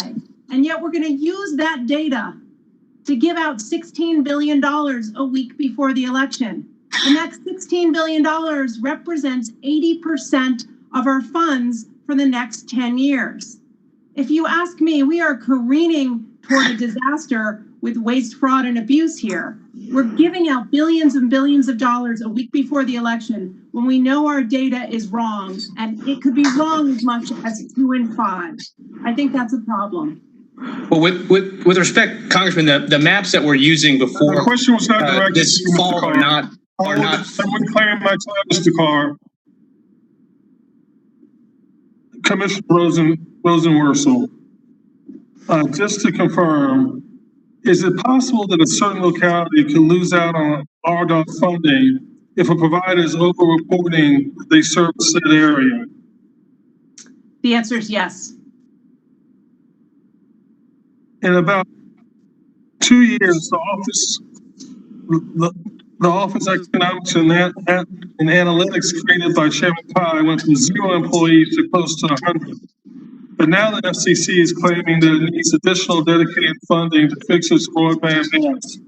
It seems like where there's a will, there's a way, and does not seem to be a lot of will when it comes to improving the maps. Commissioner Rosenworcel, Commissioner Starks, would you care to comment? You know, just what you said, when there's a will, there's a way. When Congress gave the agency CARES Act funding, we cleared the decks. We had dozens of staff work to get out $200 million in record time for telehealth. We need to treat this mapping task with the same speed and efficiency. We're just not doing that right now. I appreciate your answer, Mr. Chairman. I see my time is winding down. I go back. Congressman, with respect, I think it's important that we correct the record because the maps that are issued. Mr. Carr, my time is up. I've yielded back to Mr. Doyle, Mr. Carr. I would ask all witnesses to please address questions that are addressed to you and not to make statements when you're not being asked a question. The chair now yields 5 minutes to Mr. Long for his questions. Thank you, Mr. Chairman. Before I start my questioning, I'd like to acknowledge Chairman Pai's commitment to connecting Americans for future generations through, just to name a few, a light touch regulatory approach of the internet, smart spectrum policy, and a commitment to make 5G a reality. That's why I call him 5G Pai. Number one, for my question, I'd like to go to Commissioner O'Reilly. First of all, I'd like to thank you for your service, for over a decade of service on the commission. You have seen the failures of the Obama-Biden administration when it comes to distributing broadband funding to areas that received other government subsidies or even private deployment. In her testimony, Commissioner Rosenworcel, hope I did that all right, stated, quote, "Extending the policies from the past that got us where we are now is not good enough. We need to do more." And for once, I agree with the commissioner on these failed Obama-Biden policies. So, Commissioner O'Reilly, what has the commission done to improve our maps and get broadband deployed down to underserved areas? Well, look, the chairman's done great work in trying to improve the maps. We all agree that our maps are flawed and need to be improved. I think that I take issue with the point in terms of the RDOF going forward. Those are areas that we know for sure are not being served today. So moving forward is not a problem and don't require the maps to be advanced for that purpose. So I appreciate the point, but we are really trying to address the fact that the chairman gave data points of how 10.4 million Americans can be served if this program on phase one goes forward. And that's in great news for those that are working, that are unserved today and need to be addressed. But don't you think these inaccurate maps that we have are a problem? Oh, absolutely. And we have to fix that problem. I've recognized that years ago and it said as much. So that is something that has to be done. One thing that goes hand in hand with that is making sure that other agencies are working with our, as we adopt new maps and adopt new data points, that they use them as well. And we're not seeing that yet. I'm hopeful that works, that there is coordination amongst agencies. And I want to address my next question to everyone, kind of have everyone on the panel answer this. As we ask you, the FCC, to make more spectrum available for 5G, my hope is we rely on the free market to build out our broadband networks, not nationalized government-sponsored networks. We can't out-China China by being more like China. Let's rely on the free markets to get it done. Does everyone on the panel agree that more spectrum is for 5G? Yes, Congressman, I do. Yes. Yes. Yes. Yes. I think I got everyone. Does everyone on the panel agree that more mid-band spectrum is needed for 5G? Congressman, yes, I do. Absolutely, yes. Yes. Yes. Yes as well. Thank you. And does everyone on the panel agree that C-band is the best source of prime mid-band spectrum in the United States at this time? Thanks to the FCC majority's work, yes. Yes. Yes. I think so, but I don't think it's the only spectrum that we have for mid-band on tap. I would agree. I think the need is for 5G to have more mid-band spectrum more holistically, of which the C-band is an important piece. Thank you all. And does everyone on the panel agree that the commission should keep to the schedule and start the C-band auction on December 8th? Yes, Congressman. Yes, Congressman, I do. And I'm glad we didn't wait for legislation before doing so. Yes. I don't know if I got all of the yeses, but Well, Congressman, I did not support the underlying decision to move ahead without Congress, so I think that complicates my answer here. But I appreciate that the agency is trying to move ahead right now. okay. Thank you all, and thank you for being here today by Zoom or wherever you are by Zoom or whatever we call this, WebEx. I think we're all getting a little more used to it. I just hope it's not a permanent thing. It's a lot nicer to see you all in person, be able to look you in the eye and ask these questions. And I'd like to yield the remainder of my time to Steve Scalise. So moved.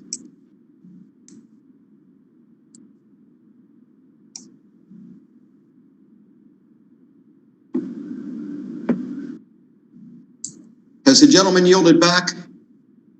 I tried to yield to Scalise, but I don't see him on there. So, gentleman's time has expired. That being said, okay, I yield back what time I don't have to yield. Thank you. And I would ask all of our panelists and our members to check your buttons to make sure that you're muted so that we can minimize background noise. With that, the chair will recognize the gentleman from Texas, Mr. Vesey, for 5 minutes for questions. Thank you, Mr. Chairman. This is a great hearing that we're having today. And obviously we need to continue to talk more about this, as we really do have a problem in America that needs to be fixed. We've been in this pandemic now for 6 months, and it really is terrible to see the administration failing all Americans on the right and left. We know in this digital divide, having broadband internet at home is critical to everything that we do, especially now, from virtual learning to telehealth to applying for a job or paying rent. All of these connections are only as strong as our weakest signal. We need to make sure we have a reliable connection at home, and my 9th grader better be logged into his class right now instead of watching me do this or doing something else. Last week, some of you may have saw this. The CEO of AT&T wrote an op-ed about connecting every American to broadband. In it, he said, our networks still don't reach everyone, and private dollars alone will not solve this challenge. And I agree with him. The Lifeline program can help bridge this gap. I tried to address this in my Emergency Broadband Connections Act, which was later passed by the House as part of the HEROES Act, which would help struggling low-income Americans afford broadband service. Unfortunately, the Senate Majority Leader doesn't seem to care about it, and the bill is stalled. It's blatant partisanship that we're trying to fight through to make sure that we can serve people, but we're going to keep struggling and to keep fighting because people need to get online. The Lifeline program doesn't have many fixed broadband providers, and we know from recent studies that low-income and minority communities have the lowest adoption of fixed broadband at home. That's going to hold communities back. Rather than advancing thoughtful proposals about how this vital program could have been used to solve this issue, the FCC did nothing. They did nothing but undermine the Lifeline program with proposals that were either thrown out by the courts or so heavily criticized by industry and consumers that they were never even finalized. And my question to Commissioner Rosenworcel is, how could this FCC have better used its time to make sure the Lifeline program was helping consumers afford home broadband services? That's a good question, because, you know, in this crisis, if you don't have a broadband connection, so many households don't have a fair shot at maintaining access to school, to work, to healthcare, to being able to call in an emergency and reach out and get assistance. These things are now essential. And the dial tone of the digital age is broadband. So our Lifeline program needs to be rethought from front to back to make sure that every household has a fair shot at getting connected. Again, we got to recenter this program for this crisis right now to make sure everyone can get online, because it's essential to maintain some semblance of modern life. Yeah, no, thank you, Commissioner. And I know that for a lot of people, particularly when you talk about issues like race, it's just uncomfortable. They don't like to talk to them. They don't like to talk about these types of things. But The fact of the matter is, everything that's going on in this country right now, we know that that part of the issue is economics, and in order to be able to close those gaps that deal with economics, people have to have a good education. They have to have access to things like broadband, and so we have got to continue to have these discussions. Commissioner Starks, looking back at these 4 years, what more could have been done to increase broadband adoption? And should the FCC be collecting data about broadband adoption? Yes, thank you for the question, Congressman. And I have said that this administration has focused on the rural access issue, but nearly 3 times as many households are in urban areas that are disconnected. Census research shows that more than 18 million of those households specifically cannot afford broadband at home. It is too expensive. And especially when you're talking about 50 plus million Americans that are unemployed right now, folks are making very clear decisions on whether to pay for groceries or pay for broadband. And so we need to focus on the issue of adoption, which I think is very much tied to the issue of affordability. And so I do think that we have missed this opportunity. We should be collecting this data. The legislation that you have proposed, I think, is essential to this as well. What is there anything specific that you think needs to be done that would make it more likely that people could have broadband at their home? Or are there some things that we're missing that we're not talking about? Yes, I think the first thing is we are going to need to study quite clearly and as quickly as possible what it actually is going to mean. What is the price point that we are going to need low-income Americans to be able to afford that home connection? For many folks, we know obviously Internet Essentials for Comcast is a $9 program. I think ultimately what we're going to need to get to is something that is $9, $10, $11, $12, $13, something in the low teens that is going to provide real high-quality access to Americans. And then we're going to need to make sure that at the end of the day, I think providers are going to be interested in this. I know there's legislation because you're talking about picking up 18, 19, 20 million customers. And so I know providers are going to be interested in that. I know a lot of these are issues that we talk about at our CBC function as well. Congressman, thank you for the invitation. The gentleman's time has expired. Gentleman's time has expired. Chair now recognizes Mr. Flores for 5 minutes. You need to unmute, Bill.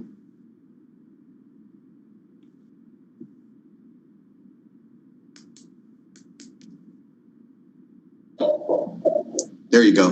There we go. My unmute button wasn't working. Sorry about that. And I need to yield 2 minutes to the gentleman from Louisiana, Mr. Scalise.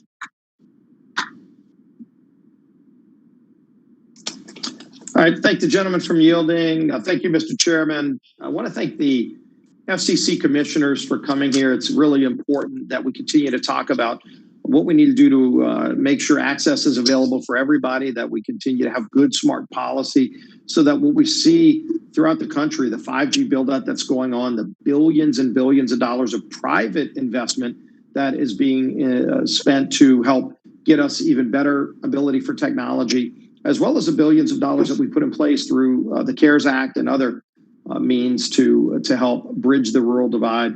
But I think if we start, it's important to go back and look at some of the things that have been said in the past, because we're literally having a hearing right now using the internet.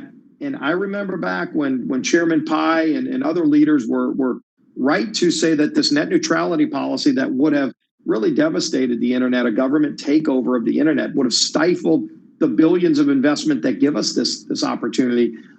It was the right decision, but let's remember back at what was said when Chairman Pai and others said we need to stop the government takeover of the internet.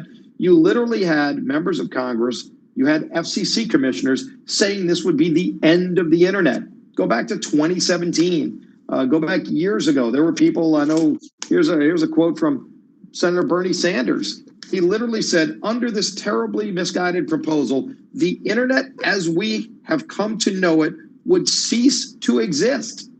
So I don't know if we're using strings and cans to have this hearing, but years ago they said, Chairman Pai, your leadership what you did would the internet would cease to exist, and yet here we are. Do you want to address that? Because again, those things were said, yet we made smart policy. We're doing even more. There's more we need to do, but we're here today because of this great innovation in America. And obviously, you know what was said about it before, but it's working, and we're seeing more build out of broadband. We're going to continue to make that happen. We're confronting China on things like Huawei and abuse of data that was happening under the previous administration. We're finally confronting those challenges. If you want to address that, and then I'll yield back to Mr. Flores.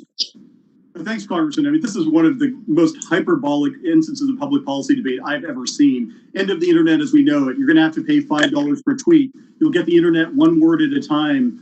Even more hyperbolic commentary, including from members of Congress, calling this decision un-American. And the proof is in the pudding now. Speeds have more than doubled since we made our decision. Millions more Americans have access to the internet. The internet is better than ever, with venture capital setting a record for startups in the last year. And I think, by contrast, Europe, which is suffering from lower infrastructure investment, has now had to proactively go to providers like YouTube and Netflix and ask them to throttle content consumers during the pandemic because they have these heavy-handed net neutrality regulations that disincentivize investment. It's one of the great exploding cigars in the history of public policy. And I'm glad that there are members like you willing to call those who made these ridiculous claims to account.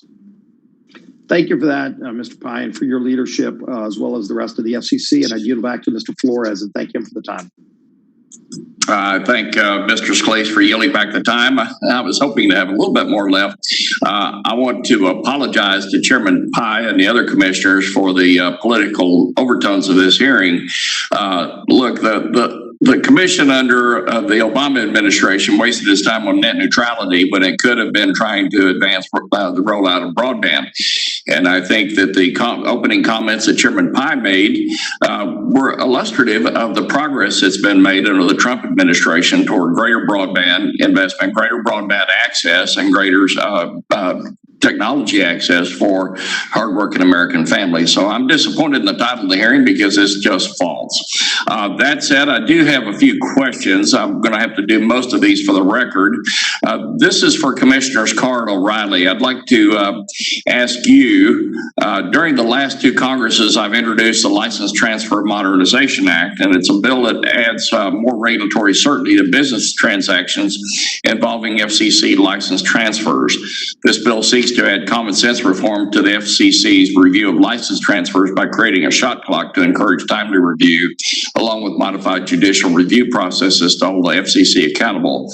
I understand from interested parties that FCC transactions have been used to advance policies that are not directly related to the transaction before the Commission and that do not have enough support to become law. Those impacted by this process believe they have little recourse except to agree to the FCC's demands and conditions, regardless of whether those demands and conditions are relevant to the transaction or not. My legislation would mitigate this situation by placing an accountable time frame on how long the Commission may take to reach a decision.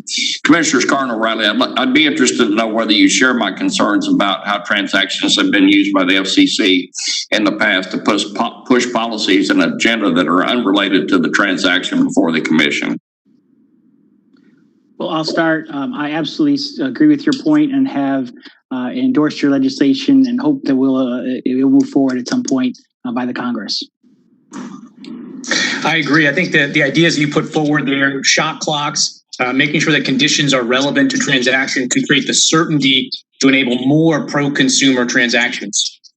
Okay, thank you. My time has expired. I would hope that someone would yield some time to Commissioner Carr to answer the question where he was interrupted before. Thank you. Okay, I let the gentleman go on for an additional minute to even the score for the time that one of our members taken, but now we're even, and I'm going to enforce the shot clock a lot more. And I would just say to my good friend Steve Scalise, the only person I know that's proposing nationalizing 5G is Donald Trump. So you may want to have a conversation with him. And as recently as today, I understand his chief of staff has proposed nationalizing 5G. So you may want to have a chat with those two socialists over there and tell them that that's not something that you all agree with. And Donald Trump also is the person that's trying to propose to make the FCC the speech police. But with that, we'll now yield to Mr. Soto for 5 minutes. Mr. Chairman. Mr. Soto, you're recognized for 5 minutes. Thank you, Mr. Chairman. In the midst of a pandemic, internet access is in all senses a lifeline. I'd be the first to admit that this FCC has worked with industry to extend our long-term progress that's been happening under many administrations on overall coverage. The problem is we're in the midst of the worst pandemic in 100 years. Normal incremental progress just won't cut it. We need extraordinary and heroic efforts. In other areas, I really wish you did do nothing. That would have been better than rolling back net neutrality rules that protect consumers and shrinking Lifeline programs that our seniors, Americans with disabilities, and families need to rely on. The committee's passed over 6 major bipartisan bills out of the House. These include legislation to restore the very net neutrality that this FCC eliminated. They also include mapping bills, which it's really misleading in the initial testimony about that. And we also passed the CARES Act and the HEROES Act to meet this moment of crisis. This includes funding to address homework gap, low income and unemployment, get access to broadband, repealing T-band, and investing in infrastructure and affordable programs. And we passed the Moving Forward Act, which created a large infrastructure bill to significant telecom provisions.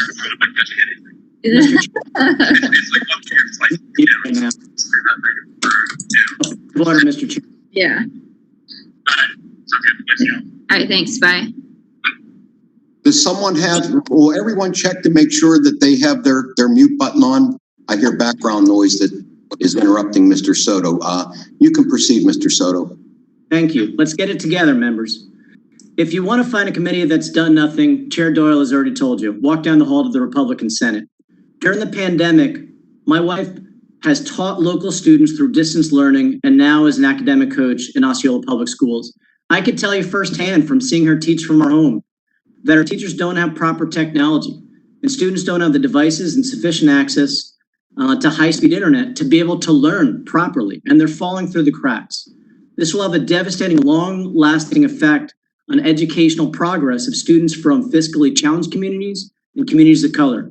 Compounding those matters, the Washington Post just published an article about a young student named Paige McConnell, a young Anglo woman living in rural Tennessee, that because of her lack of access to internet, she's dropping out of community college, even though she was the first one from her family to do so. And quote, some 100,000 fewer high school seniors completed financial aid applications to attend college this year. 100,000. The commission can cherry pick statistics and pat yourselves in the back all you want. This is the reality we face right now, and we have to step up big time. Commissioner Rosenworcel, thank you for your leadership and passionate plea about expanding internet access for students and teachers to meet this challenge of distance learning. I just want to clarify, what can be done by the FCC under existing authority to help with distance learning that hasn't already been done?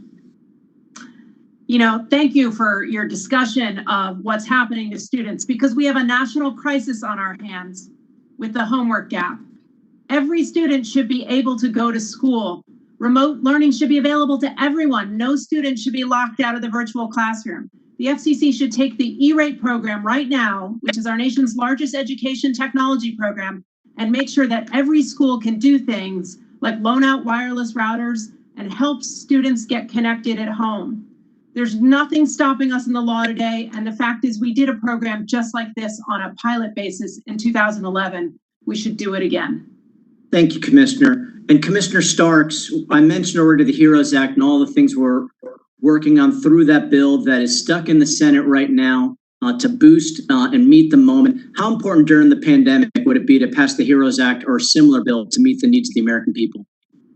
Yeah, I have foot stomped the HEROES Act. I think it's tremendous. You know, even just dovetailing on the answers that Commissioner Rosenworcel just gave and your passionate line of inquiry as well.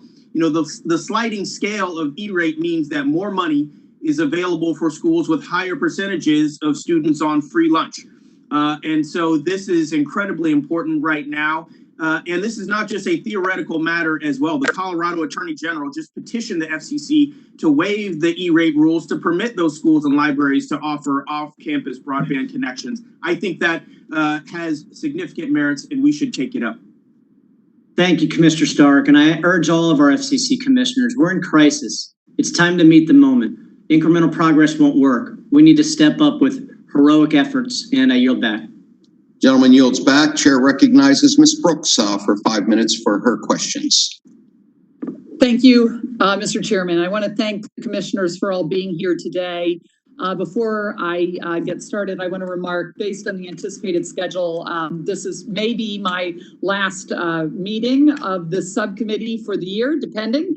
And I just want to thank all of my colleagues. It's been an incredible honor to work with all of you and to try to ensure that America is connected to the internet in all the ways that modern technology can allow. And I want to thank the committee staff who have really helped educate me about all things 5G, broadband access, media markets, digital privacy, emergency communication, all the incredibly important things that we work on day in and day out. And but I want to thank the commissioners for being here and for your work and for your ongoing efforts to make sure that Americans continue to have internet during this horrible pandemic.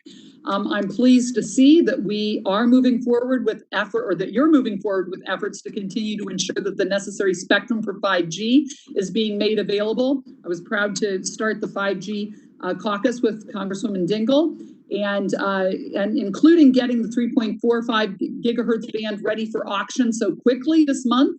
I hope you can continue to identify ways to make more spectrum available for the next generation of cellular networks. It seems clear to me the Commission is doing what it can within the authority delegated to it by Congress to close the digital divide, including by moving ahead to make 200 megahertz of critical C-band spectrum available in a few short months.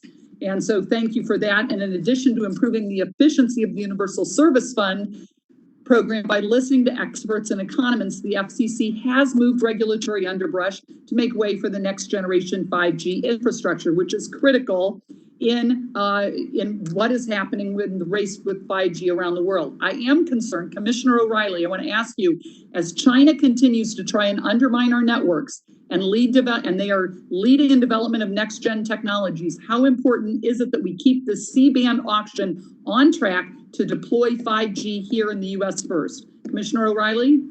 It's absolutely critical. I would have liked to have had it done earlier, but I'm glad that we're sticking to the schedule and the chairman's set up for December. And so recently, the FCC adopted the 5G upgrade order to breathe new life into the old bipartisan law, make it easier to upgrade existing wireless infrastructure with more capacity and new 5G antennas. How will this action help consumers who may be using more mobile data than ever before to get through the pandemic? How is that going to help? Well, look, this is about macro towers, and we're going to need macro towers, not just micro towers going forward and small cells. So this is very important. Commissioner Carr has led the effort on this one, so I might have to defer to him on this point. Okay, Commissioner Carr, any comment you want to make? Well, I think Commissioner O'Reilly is exactly right. We need to upgrade thousands of towers across rural America that might have 3G, 4G, or 2G to 5G. And this reform is going to enable us to do that. And I saw some of those communities when I was with you out in Indiana. And so we got to continue to press forward. This is one reform that's going to make a difference. How will the 5G upgrade order help make more broadband capacity available for low-income Lifeline subscribers who need this capacity now more than ever? And I do want, American citizens to realize that Lifeline capacity is there, or that Lifeline program is there. Commissioner Carr? This reform is going to, plus others, are going to enable the quick upgrade of service. So communities that don't have high-speed service today can get high-speed service, get connected to our Lifeline programs. So I think it goes together. Thank you. As one of the 26 infrastructure bills to close the digital divide, which actually I know Republican members of our committee have proposed to help respond to the pandemic, I introduced H.R. 7334, the Broadband Deployment Streamlining Act. And so, Commissioner, maybe O'Reilly, what has the FCC done to improve coordination across federal government property in responding to COVID-19 pandemic to keep Americans connected? Because so much often, particularly with Western states, needs to go against federal government property. This has been a longstanding project for mine in the past life and when I worked in Congress. I would say that there's a heavy lift that we have to do. There's not much jurisdiction for the commission, but we do have coordination with our federal agency partners on this. And I think the chairman or Commissioner Carr can probably add to that. Chairman? Well, Congresswoman, first, I just want to say thank you for your service to the Congress, to the country. I had a chance to see you in action here in Washington and in your district, and the same with Congressman Flores and Walden. You're true leaders, especially on these issues, and I want to salute your public service and wish you all the best in the next phase of the adventure. Overall, if you look at our regulatory reforms, they are all tailored to boosting the business case for any company to deploy infrastructure, offer lower cost, more innovative services. And that's going to be the case when it comes to 5G, fixed broadband, you name it. So the future is very bright thanks to our reforms that are consistent with the ones that you've been touting for a long time. Gentlemen, this time has expired. Also, I'd like to say, Ms. Brooks, you have been a great member of this committee. And I also thank you for your service and wish you well in all your future endeavors. Thank you, Mr. Chairman. Chair now recognizes the chairman of the full committee, Mr. Pallone, for 5 minutes. Thank you, Chairman Doyle. I wanted to ask Commissioner Rosenworcel a question. Mentioning a town in my district, Metuchen. It's a suburban town in Middlesex County in my district. Has about 14,000 people.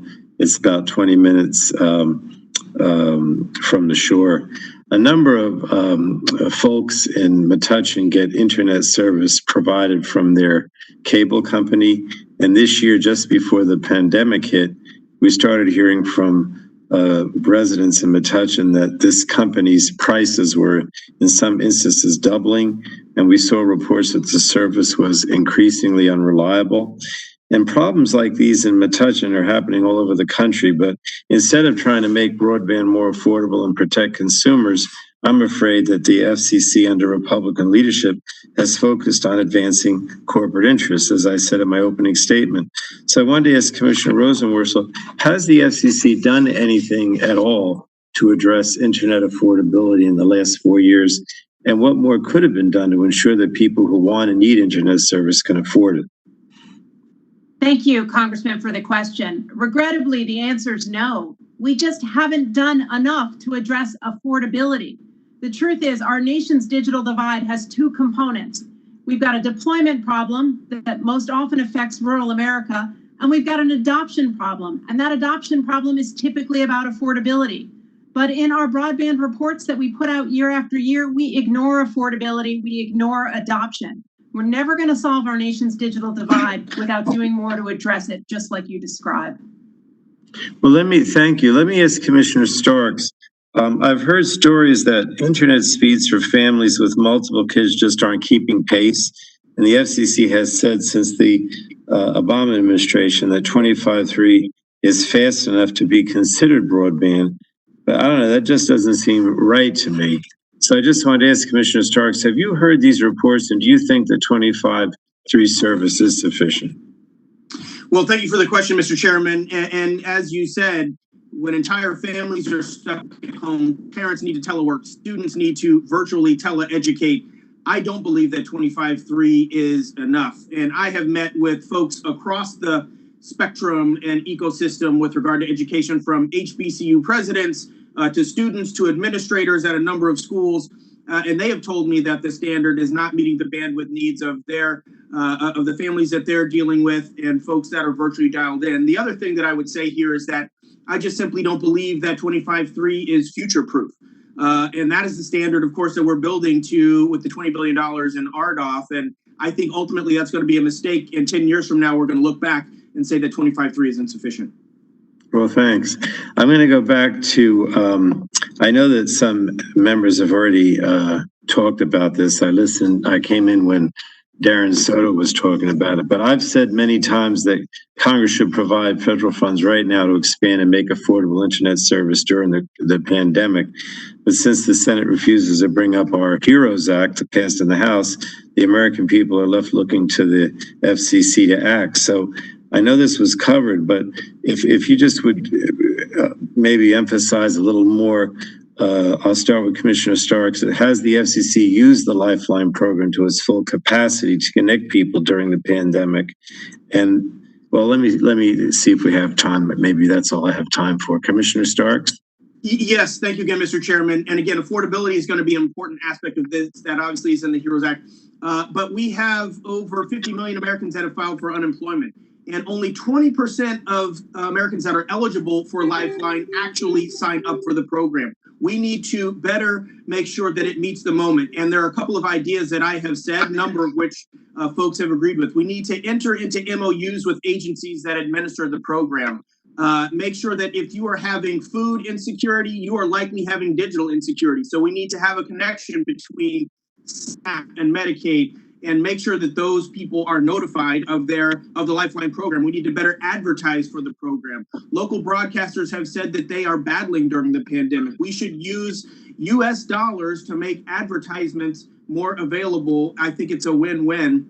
The last thing that I would say, of course, is that the 1,000 minutes and the 3 gigs that is offered under the program is very anachronistic. It is out of date. It's out of touch. It's got to be updated. And we've got to make sure that it meets the moment for millions of Americans that are struggling. Thank you. Thank you, Chairman Doyle. Gentleman yields back. Chair now recognizes Mr. Wahlberg for 5 minutes. Thank you, Mr. Chairman. Members, if you will hold 1 second, Tim. Remind members we're not going to recess during votes. There's plenty of time for voting, so depending on your line up in the queue, go down and make your vote and come on back. Okay, Tim, I'm sorry, you're recognized for 5 minutes now. Thank you, Mr. Chairman. Thank you for clarifying that as well. And thanks to the panel for being here. I appreciate this. This would be, I think, much better if we were doing it in person. I know some of you are willing to come and be here in person. It's hard to stomach a little bit, with all due respect to Mr. Chairman, some of the comments of our colleagues that talk about the FCC needed to show some heroism at this point in time, when in fact we won't even show up and have a hearing up close and personal, where I think would be much better, where we could have some give and take, and in fact not step on each other's responses. And for that reason, I want to give Commissioner Carr an opportunity to set the record straight. So let me yield some time to him right now, ask him to set the record straight on the mapping issue. Thank you, Congressman. I appreciate it. I was disappointed to see the previous exchange. It was either said or suggested that this fall we are spending $16 billion on bad maps, and there was information provided about how bad those maps are, suggesting that we're using those this fall. That is false. The maps that we're using this fall, the phase 1 maps, are correct. The difficulties, the problems are with the phase 2 maps, which we're dealing with in the future. So we've had the same exchange before in other committee hearings, so I was disappointed to see that falsity trotted out once again. Yeah, well, thank you. I want to make sure that was clarified, because And if I might, these are the facts. Pardon? And if I might, Congressman, add, the other critical piece of that is that this Congress took away our funding source. They prohibited us from relying on USAC to create the maps, and they've denied us the funding to do the critical back-end IT work to actually get the maps started. So, we warned about this 411 days ago. Nothing has happened. Thank you. Thank you for clarifying that as well. And I might add as well that the HEROES Act was never intended to be successful. It was a messaging issue, and we all know that. Chairman Pai, I just want to report to you, since you visited my district and we looked at some of the rural broadband expansion, thankfully, that was taking place as a result of doing away with that misnamed and hurtful net neutrality. My district now, which has tremendous amount of rural space, has much more rural broadband actually up and functioning. In fact, I couldn't have functioned during this shutdown unless that had happened, because I had no rural broadband either until just shortly before this all happened. So it's working, it's up and moving. The expansion has taken place. It came from the west of Michigan to the east of Michigan finally, as a result of the reason for investing and moving it forward. So I just want to report that to you and thank you that it's taken place. Let me ask Chairman Pai and Commissioner O'Reilly if you'd respond as well, to set the record straight as well. It seems like the Democrats have ignored the things you have done and slammed you for the things you can't do. Can the FCC unilaterally expand its E-rate program to deliver connectivity or devices off the school premises, or is that something Congress should need to authorize?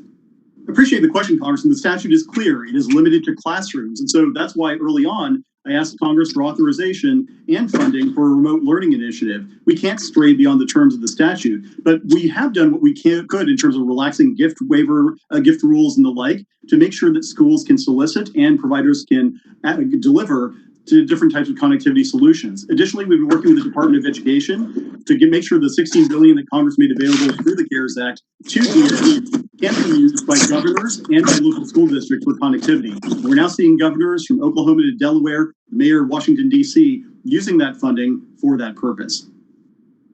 Commissioner Riley? Yes, Congressman, I'm sorry that my colleagues have this opinion. We cannot use that statute for that purpose. The language in the statute is pretty clear. It actually is something that I worked on and I'm very familiar with. We had lots of debates after it was implemented and through the year. So I'm sorry it can't be used for this purpose.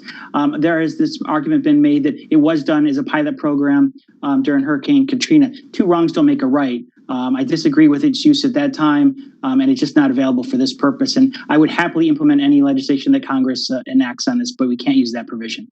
Why is that message still being given out? Why are the other commissioners pointing that out? Well, I think there was this pilot program that was used wrongfully, in my opinion, and they're looking for all avenues to solve a problem that I understand and rightfully want to work on as well. But that's something that has to be done in Congress.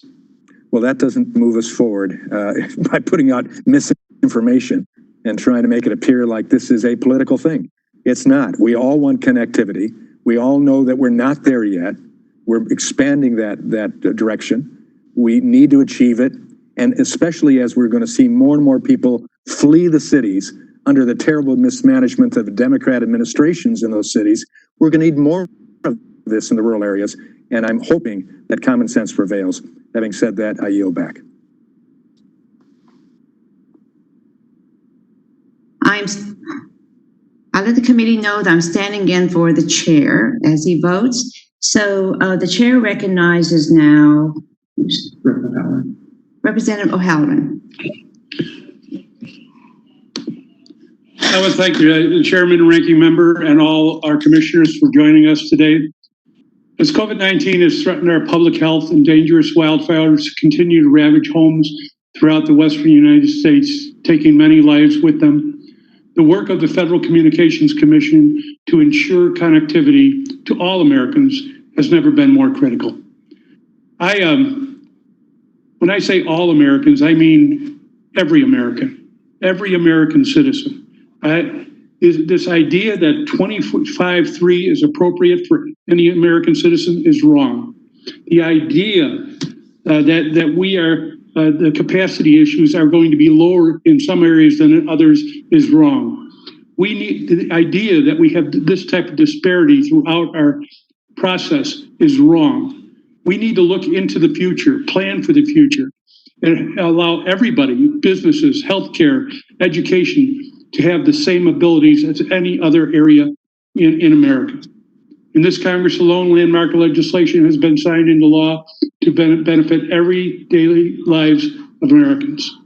The Broadband Data Act, the Secure and Trusted Communications Network Act, the Pallone Traced Act. Despite these success stories and implementing work by the FCC, the digital divide continues to hamper distance learning, access to telehealth services, and the ability to work remotely for far too many Americans, and this is a severe injustice.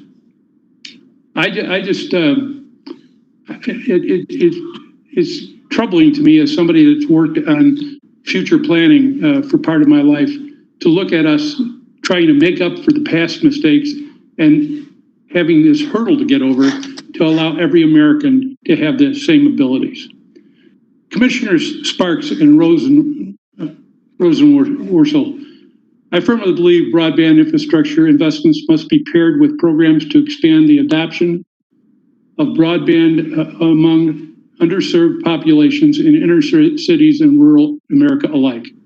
I was proud to introduce the bipartisan Broadband Adoption and Opportunity Act with Congressman Johnson, which requires the FCC to work with NTIA states and stakeholders to develop best practices to increase broadband adoption rates and program support for underserved individuals.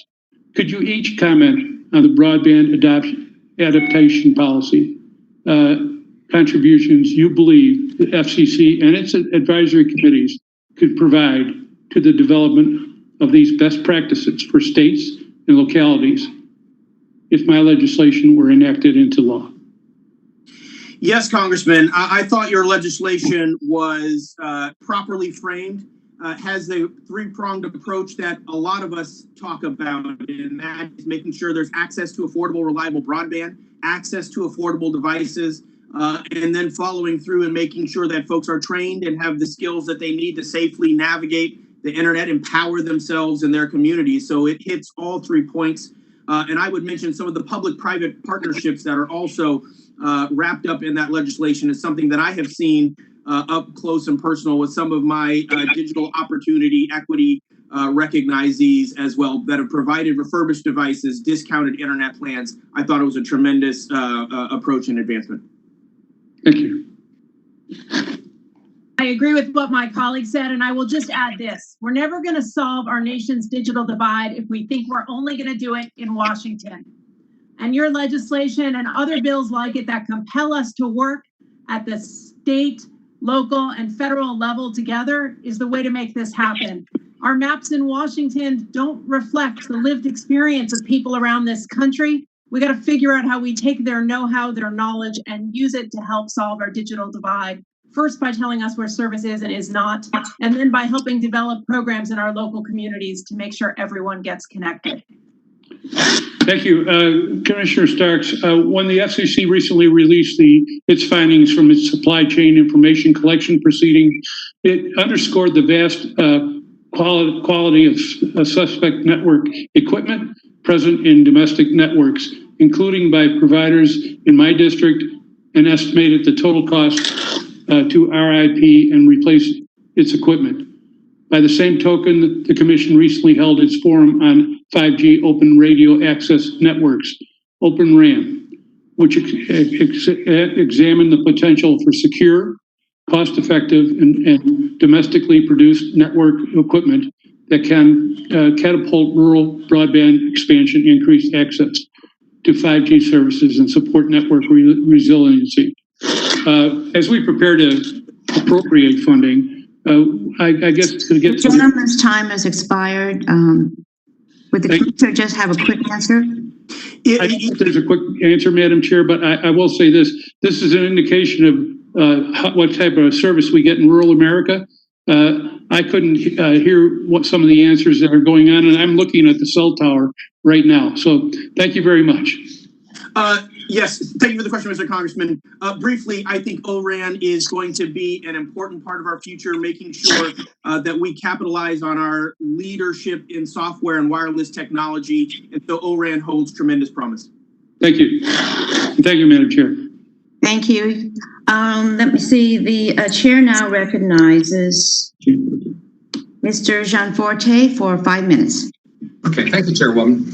I'd like to start by thanking the whole commission for your work on ending illegal robocalls. While our efforts against robocalls will continue as technology changes, the efforts we have made are showing real results. Thank you for that. I also commend the commission for working towards our goal of establishing 988 as a national suicide hotline. Unfortunately, Montana has the highest suicide rate in the country, and we have more than 600,000 Montanans that live in an area where there's a shortage of mental health professionals. The current crisis has highlighted the need to get 988 up and running as soon as possible, and I'll continue to push my colleagues to pass H.R. 4194 and Senate Bill 2661, the National Suicide Hotline Designation Act. Commissioner Pai, speaking of telehealth, I was pleased to see the commissioners focus on expanding telehealth at the beginning of the pandemic. Unfortunately, even as rural as Montana is, we did not receive any of those funds. I'd just like to hear from you what steps we can take to make sure Montana's eligible for any future fund distributions. Well, thank you for your question, Congressman. And in particular, I want to salute you for your focus on 998. Where the suicide rate in this country is at epidemic levels even before the pandemic.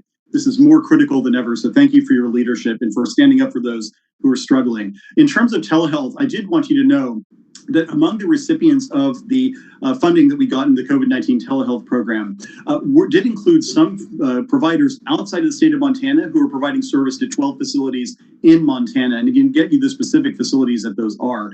But basically, in a nutshell, what we did was to establish neutral criteria in terms of, for example, how hard hit a particular state or area was, and among other things, and then allow flexibility to healthcare providers to meet the need in that area. So if Congress sees fit to give us additional funding, I've asked for $430 million additional dollars, given how successful the program is. I would hope that Montana and other states that have the need to broaden telehealth offerings will be able to get it. Well, thank you, Chairman. And again, Montana being as rural as it is, and with our mental health crisis that we have, I just encourage you to prioritize it. Ensuring access to quality health care has always been a priority of mine, especially for Montanans that live in rural regions. We've seen how the COVID pandemic has impacted Americans' ability to travel to their doctors to receive care. Mr. Chairman, what steps is the Commission taking to make more spectrum available for life-saving technologies like telehealth, not just for urban areas, but particularly for our rural ones? We've made a lot of spectrum, and a key fun factor is the usefulness of that spectrum in rural areas. So, for example, when it comes to licensed spectrum, recently the 2.5 gigahertz tribal priority window closed. This will give rural tribes an ability to get the spectrum for free without having to bid in an auction.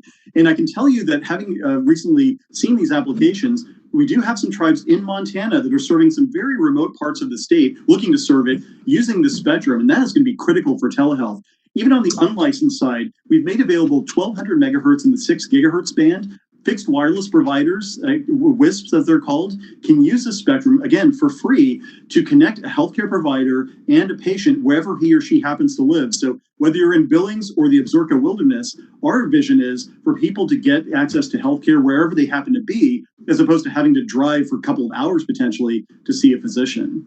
Okay. Well, I don't have to remind the Commission that the internet is a lifeline for our rural communities. It contributes to our economies, enabling precision agriculture, education, healthcare, and jobs. And this crisis has highlighted the ability for folks to work from anywhere, yet 2 in 5 Montanans in our rural areas lack access to broadband. Commissioner O'Reilly, I introduced the Standard Fees to Expedite Evaluation and Streamlining Act to establish a common fee for processing applications to deploy communications facilities on federal property. It's one of 26 infrastructure bills to close the digital divide introduced by Republicans on this committee. The FCC has done a lot in this space. What are the top challenges you face as you look at further deployment? Okay, it's 2 parts. One is on the fee side, and you highlighted on fees on federal property, and on the other side, it's on the process, the ability of local governments or the federal agencies to be able to process applications in a timely manner. We've tackled both. Commissioner Carr, has taken lead on these things, but they certainly have moved forward and been aggressive. And in cases I've made clear, we're going to have to preempt if we don't get better cooperation, because getting broadband out to all Americans is our key priority. Okay. Well, thank you. My time. Thank you. I yield back. Gentleman, he yields back. Chair now recognizes Ms. Matsui for 5 minutes. Thank you, Mr. Chairman. Over the last several weeks, more than 700 wildfires have been burning throughout California, including the second and third largest in our state's history. These extreme weather events, like the fires on the West Coast, hurricanes in the South, and flooding in the Midwest, are becoming more and more common. I introduced the Emergency Reporting Act to ensure the FCC responds adequately and swiftly to major emergencies by conducting field hearings, issuing reports, and making policy recommendations. Commissioner Rosenwald, so just a quick yes or no, do you believe the FCC's response to emergencies have been inconsistent in the past, and do you see value in establishing baseline reporting requirements? Answer is yes and yes. Okay. The Emergency Reporting Act would also require the FCC to update its rules that require carriers to alert 911 centers of network outages so they can take action. Commissioner Walden, do you see a need to improve 911 centers' situational awareness during emergencies like the California wildfires? And what information would help the most? Thank you. We call 911 when we have a disaster, when the unthinkable occurs. You need to know that you can reach out. I think the FCC last updated its policies for this in 2012 following the derecho storm in the mid-Atlantic. And I think we've got to figure out how we bring them up to speed and up to date right now so that everyone can call 911 in a crisis, wildfire or otherwise. Thank you. Because of the fast-moving nature of wildfires in California, residents have relied on emergency notifications to evacuate. Without these life-saving notifications, families are at risk of being caught unprepared as fires rapidly advance toward their city. There have been alarming reports, including from the Yolo County in my district, that these emergency alerts are not getting to consumers. A public safety official from Yolo County recently revealed that 100% of the voice communication tactics did not go through. Commissioner Rosenworcel, what role can the FCC play in promoting the accuracy and reliability of emergency alerts? Thank you for the question. We absolutely can do more. In recent years, we have updated wireless emergency alerts so that they're more geo-targeted and that the messages can be longer. That's good. But now what we need to do is study their use after every disaster to understand what went wrong so we can fix it going forward. Thank you. I understand that the Lifeline minimum monthly data standards are scheduled to change significantly before the end of the year. We all want Lifeline recipients to get the best service possible, but I'm concerned that the automatic increases set to take effect in just a few months could disrupt service for many beneficiaries rather than improve it, or even lead to people paying high prices for monthly service that is currently subsidized for them.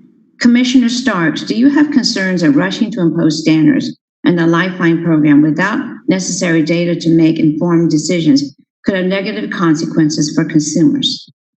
I absolutely do. I could not agree more with you, Congresswoman. And if we don't study these issues, I do fear a world where so many Americans are struggling, but would be forced to have a copay or something where they have to come out of pocket. And that would be devastational to me. Absolutely. And Commissioner Starks, do you believe the FCC should consider economic conditions, especially in light of COVID-19, when evaluating whether or not to start requiring monthly copayments? The economics of individuals, or I'm sorry. Yes. I don't.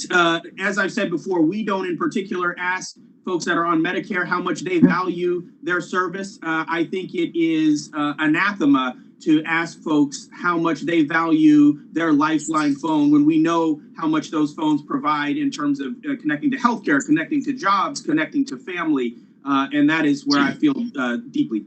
Okay. Congress provided the FCC with $200 million to support telehealth through the CARES Act, while those who received funding, including people in my district, were able to expand services during a critical point in the pandemic. Significant concerns are raised about the FCC's process and general lack of transparency. Commissioner Rosenworcel, I have just a short amount of time. Given the experience of the COVID-19 telehealth program, are there additional safeguards or policies you think are important for Congress to consider? Yes, I think going forward, you should make sure programs like this provide relief to every state. 3 states were left out, and those are 3 states with rising levels of coronavirus. So I think that's important to consider going forward. Thank you, Mr. Chairman. I yield back. Gentlelady yields back. Chair now recognizes Mr. Johnson for 5 minutes, Bill. Thank you, Mr. Chairman. Chairman Pai, you know, as this pandemic has highlighted, far too many Americans still do not have access to reliable high-speed internet. And despite the best attempts by Democrats and socialists around the world, you simply cannot mandate a broadband connection for every citizen simply by regulating it. While the challenges are long-standing, you have taken steps under your chairmanship to make record-setting funding available to deploy broadband across this country. Unfortunately, not all FCC commissioners agree. Commissioner Rosenworcel actually stated, we rush billions of dollars out the door in what feels like a broadband publicity stunt without taking a broad view of what the nation needs. So, Chairman Pai, here's my question to you. First of all, do you view the 20.4 billion going toward broadband deployment as a publicity stunt? And what are you doing? What steps are you taking under RDOF to make sure that this funding is going to areas that will actually connect Americans to broadband? Appreciate the question, Congressman. And the answer to the question is no, it's not a publicity stunt at all. Unlike the Obama stimulus, which poured billions of dollars down the drain and led to a Politico article called Wired to Fail, which I would commend to your attention, this FCC has focused on delivering value, targeting unserved parts of the country, using a reverse auction to ensure financial responsibility, instituting accountability to make sure providers who get the money do what they say they're going to do at the requisite time frameworks. And so we are going to make sure that this RDOF, when it starts on October 29th, and every day therefore, provides access to those who have been for too long on the wrong side of the digital divide. And I also would appreciate, I would note that I appreciate your support for moving ahead now. What you've heard from some, including some at the FCC, is that we should do absolutely nothing on phase one unless the maps are perfect. Essentially what that's saying is, unless we know every part of the country, we shouldn't move ahead with broadband in places like Marietta, unless we know that the suburbs of Murrysville, Pennsylvania, or McLean, Virginia, are partially served, unless we get exactly right. To me, people who are on the wrong side of the digital divide, who we know are on the wrong side of the digital divide, have waited long enough for digital opportunity. So I'm proud of the RDOF efforts we've done and the other efforts. We're going to keep plowing ahead, make sure those folks get connected, especially during this pandemic.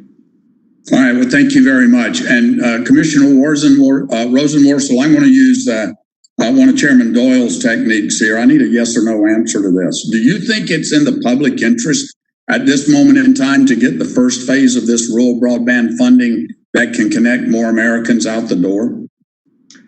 The answer is yes, but I okay, great. Thank you very much. Commissioner O'Reilly, as one of 26 infrastructure bills introduced by committee Republicans, I introduced the Wireless Broadband Competition and Efficient Deployment Act to remove the requirement to prepare an environmental or historic preservation review for co-locations of wireless facilities. So, Commissioner O'Reilly, would eliminating this requirement for this type of review where wireless capability is already co-located, would that, eliminating that, help Americans, particularly children forced to distance learn, to get connected more quickly? Absolutely, yes, and I endorse your bill. Okay, great, thanks. Chairman Pai, I'd like to commend you for the hard work that you've done to ensure America remains a world leader in communications and technology, and for your work to cut red tape at the FCC and make government work more efficiently for Americans and American businesses. My colleagues have spoken at length about your work to help American companies lead in 5G wireless. But I'd like to talk about another spectrum-dependent technology where U.S. companies are already the gold standard, and that's radar systems. As the Commission works to make mid-band spectrum available for 5G, how are you ensuring that the changes you're making continue enabling our leading American companies to have reliable access to that spectrum to test their products that result in major U.S. export and U.S. jobs? That's a great question, Congressman. When I started, the cupboard was bare in terms of mid-band spectrum. We had nothing on tap, certainly nothing in the pipeline. And so we started from scratch, and we've now enabled up to 600 megahertz to be repurposed for mid-band 5G. At the same time, we recognize there are important incumbent interests, including radars, that we need to accommodate. And so I've worked closely, our team has worked very closely with the Department of Defense, with other federal agencies to make sure that as we transition some of the spectrum fully to 5G or share it with 5G enabled services, that we are making sure that those radar systems, some of which of course defend our country and serve very important purposes, will be able to be maintained. So you have to balance those interests in these bands as well as any other band, and we've been able to do that so far. All right, well, Mr. Chairman, thanks. I yield back. I thank the gentleman. He yields back. Chair now recognizes the gentlelady from California, Ms. Escher, for 5 minutes. Thank you, Chairman Doyle. And to all of the commissioners, thank you for being with us today. I want to share a story with you, and it's a real life story. Let me describe what my district is going through. You know about the fires, the one that hit my district, called the Silicon Valley District. 77,000 evacuees. Over 1,000 homes lost. Connections lost. People are desperate. Nothing is working for them. Thank God for all of the first responders, law enforcement, all the teams, federal, state, local, and the work that they did. To the chairman of the commission, you're missing in action. Where have you been? Why don't you come to California? Why don't you meet with people in these resource centers and meet with those that are cannot connect to anything? You have to be with people to understand what they're going through. Now, in March, well, actually, in 2009, 11 years ago, California asked the FCC to share cell tower outage data because, as you know, states are the ones that respond to the disasters, and they need to know if people can't call 911 or receive emergency alerts. In March, you reissued the rulemaking to get more information rather than acting. The FCC has had a decade of comments from every single stakeholder. So, you know, in all of this, it reminds me of a long ago trade agreement, the GATT, G-A-T-T. This is what I'm hearing is like a gentleman's agreement to talk and talk. You haven't taken action. This information could save lives. So, Commissioner Rosenworcel, are there any technical, legal, or really any reasons that the FCC can't start sharing outage information with states, knowing the critical importance of this? As long as it's done confidentially, there's no reason why we can't share it with our state counterparts. And as you said, Congresswoman, it could save lives. Well, Chairman Pai, what are you going to do? Are you going to keep talking about it? Or are you going to take action? I appreciate the question, Congresswoman, and more importantly, I appreciate the plight of those in your district who are suffering through the wildfires. As you noted, this issue languished during the Obama administration. Just give me a yes or no, because I have other things that I want to bring up. Are you going to take action on this? And if so, when? We put out an NPRM, as you know, and we plan to move to an order soon. And we will share that information, unlike the previous administration. When? I can't give you a specific time frame, but we plan to move forward soon. Well, you know what? If you held elective office, they would boo you out of a town hall meeting, because this is about people's lives. And I'm not saying this to be disrespectful to you. We are in bad shape. And it's about agencies working, understanding what's taking place in people's lives. Otherwise, FCC doesn't mean a damn thing to people unless you take action so that the actions can walk into people's lives. I don't sense an urgency on these issues, and I'm sorry to say that, and it's a great source of frustration. Now, Mr. Chairman, about 48 hours ago, happily, after I first wrote to you 1,231 days ago about RT and Radio Sputnik, you did something about it. So I thank you for that. But it's about 46 days before the election. So it's late, but I thank you for doing it. Have you contacted the intelligence community to apprise them of it? That's my only question on that. I'll check with the team. I know that we have been working with federal. Well, it's very important that they do. This is a check with the team. You need to get on the phone with the intelligence community and inform them of this decision, because it's the intelligence community that fingered these outfits as being complicit in putting out propaganda to the American people. So this isn't this is not small potatoes. So lady's time has expired. Thank you, Mr. Chairman, and I will submit my other questions for the record and ask that all of the communications on RT and Sputnik be placed in the committee's record. Thank you. Thank you, General Lady. She yields back, and the chair now recognizes a gentleman from Houston, Texas, whose Texans took a real beating in Kansas City, and I'm just expressing my sympathy. I see Chairman Pai is happy about that result, but don't hold that against him, Pete. You're recognized for 5 minutes. Thank you, Chairman. My dear friend from Pittsburgh, Pennsylvania, Mike Cosine Renfro Doyle. Welcome to our witnesses. We appreciate your expertise, your time. Y'all have felt a lot of pressure the past couple of years on broadband access, on spectrum auctions, but you ain't seen nothing yet, all because of COVID-19. A few examples why we all know a way of life has changed dramatically because of this virus. As Commissioner Stark said, most public schools in my district are working now online. They've been in school for 3 weeks now. They're transitioning to combination online in the schools, and that's determined by the parents. They took a vote to the parents. About half said go to school, about half said I want to keep them at home. That's a big change. That demands a lot of access to broadband. Also, a lot of my neighbors, they're working from home, and they've been cleared to work from home until 2001. That's a lot more stress on the broadband. And also a lot of stress for telemedicine. And things have been amazing with telemedicine during this crisis, pandemic crisis.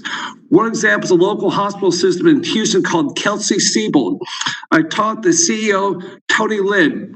He told me they had some savings in 2005.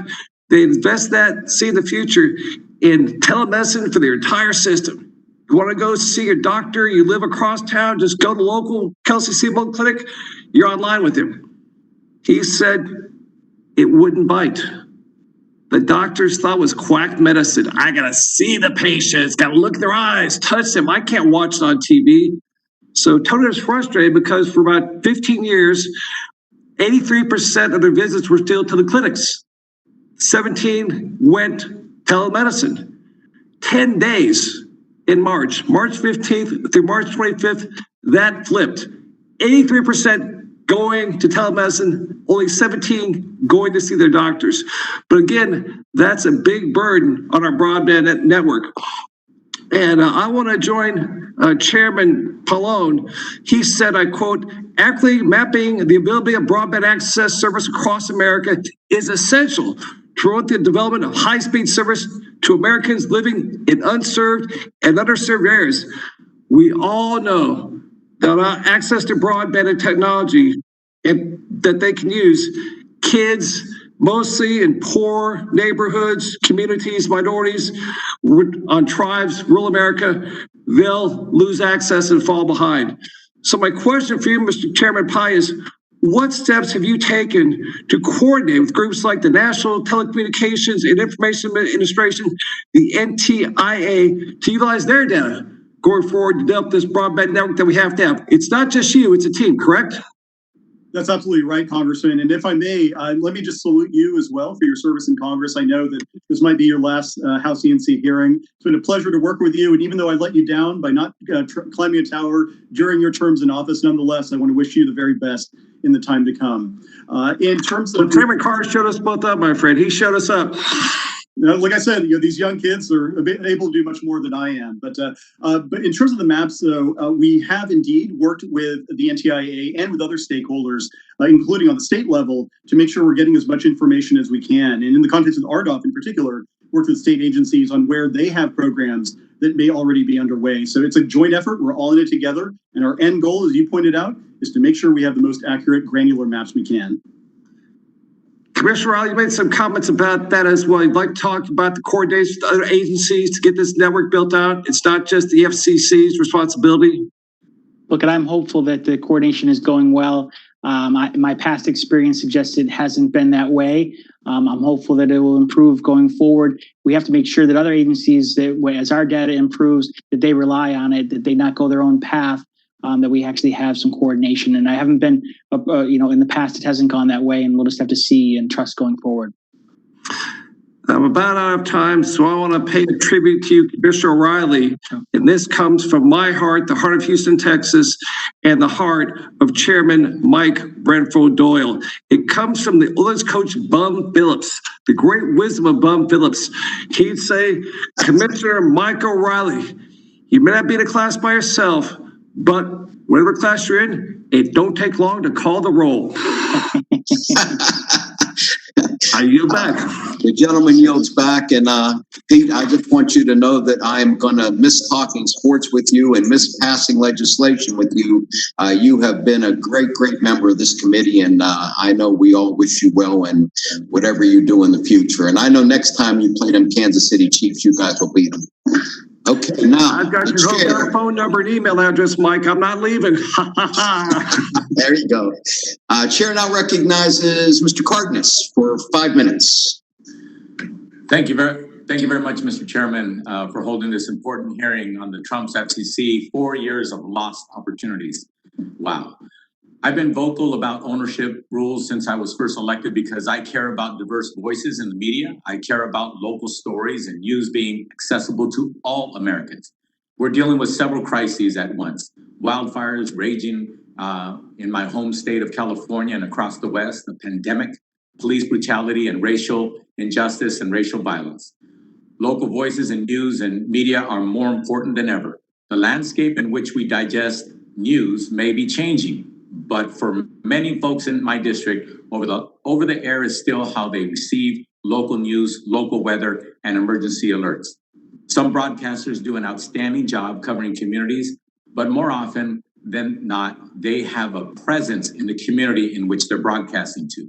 The chipping away of media ownership rules has led to consideration of broadcasters like Sinclair, which has greatly expanded its reach and power to bring a one-size-fits-all biased package to our TV throughout America.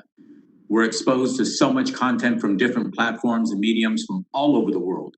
Broadcasters are our connection to the community. Now more than ever, we need local voices to come through, from news to stories to music, to get us through these times and to keep us informed. Commissioner Rosenworcel, we have seen ownership rules rolled back consistently in the last 4 years with the blessing of the Trump administration.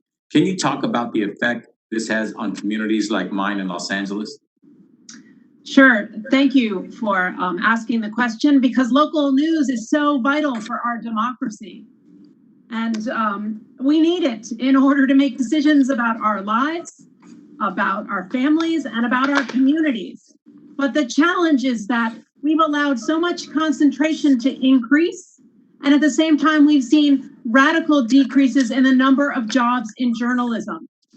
And that has real consequences. We need local news. We need facts to make decisions about our communities, our lives, our country. And I'm afraid that concentration has hurt our ability to do so, not helped.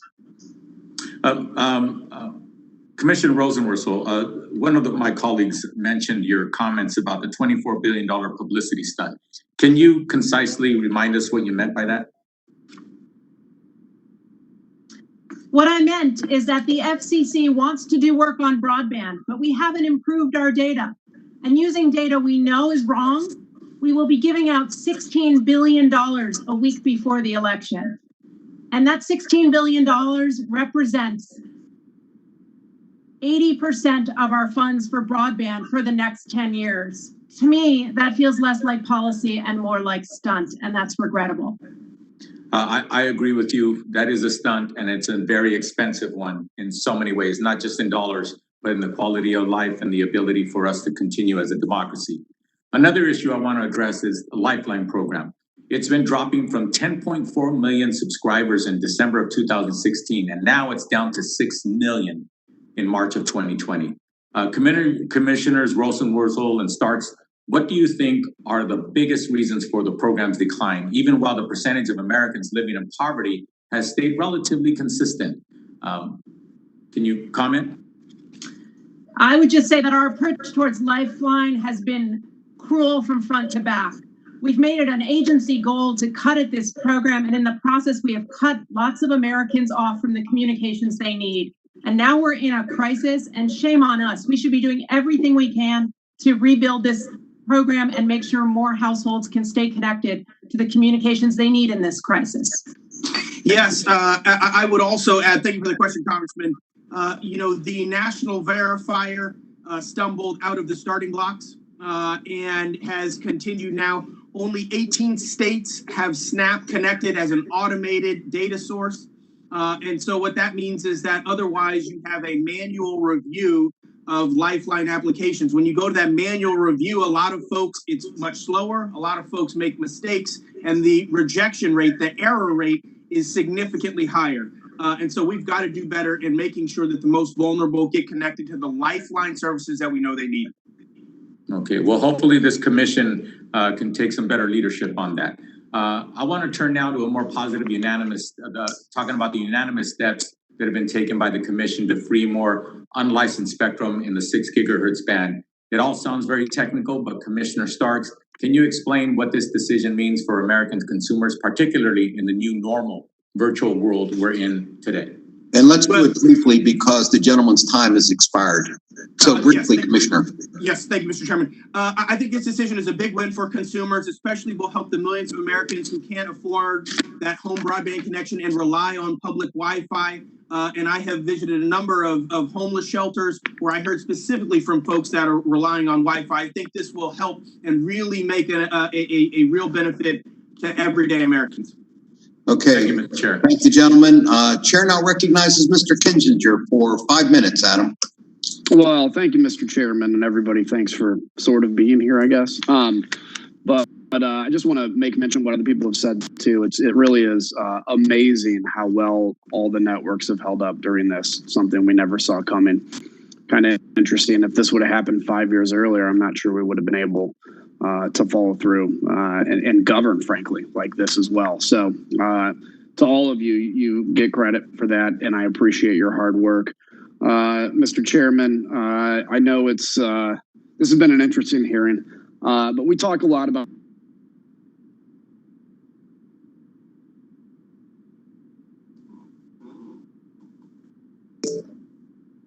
Adam, we can't hear you.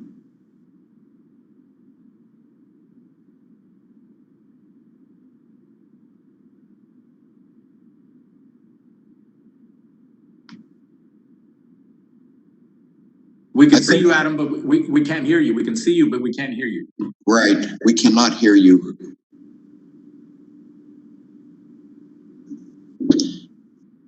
Perhaps we'll go to someone else and give Adam maybe a chance to get his service back because no one can hear his questions. Who is next up? Mr. Shimkus.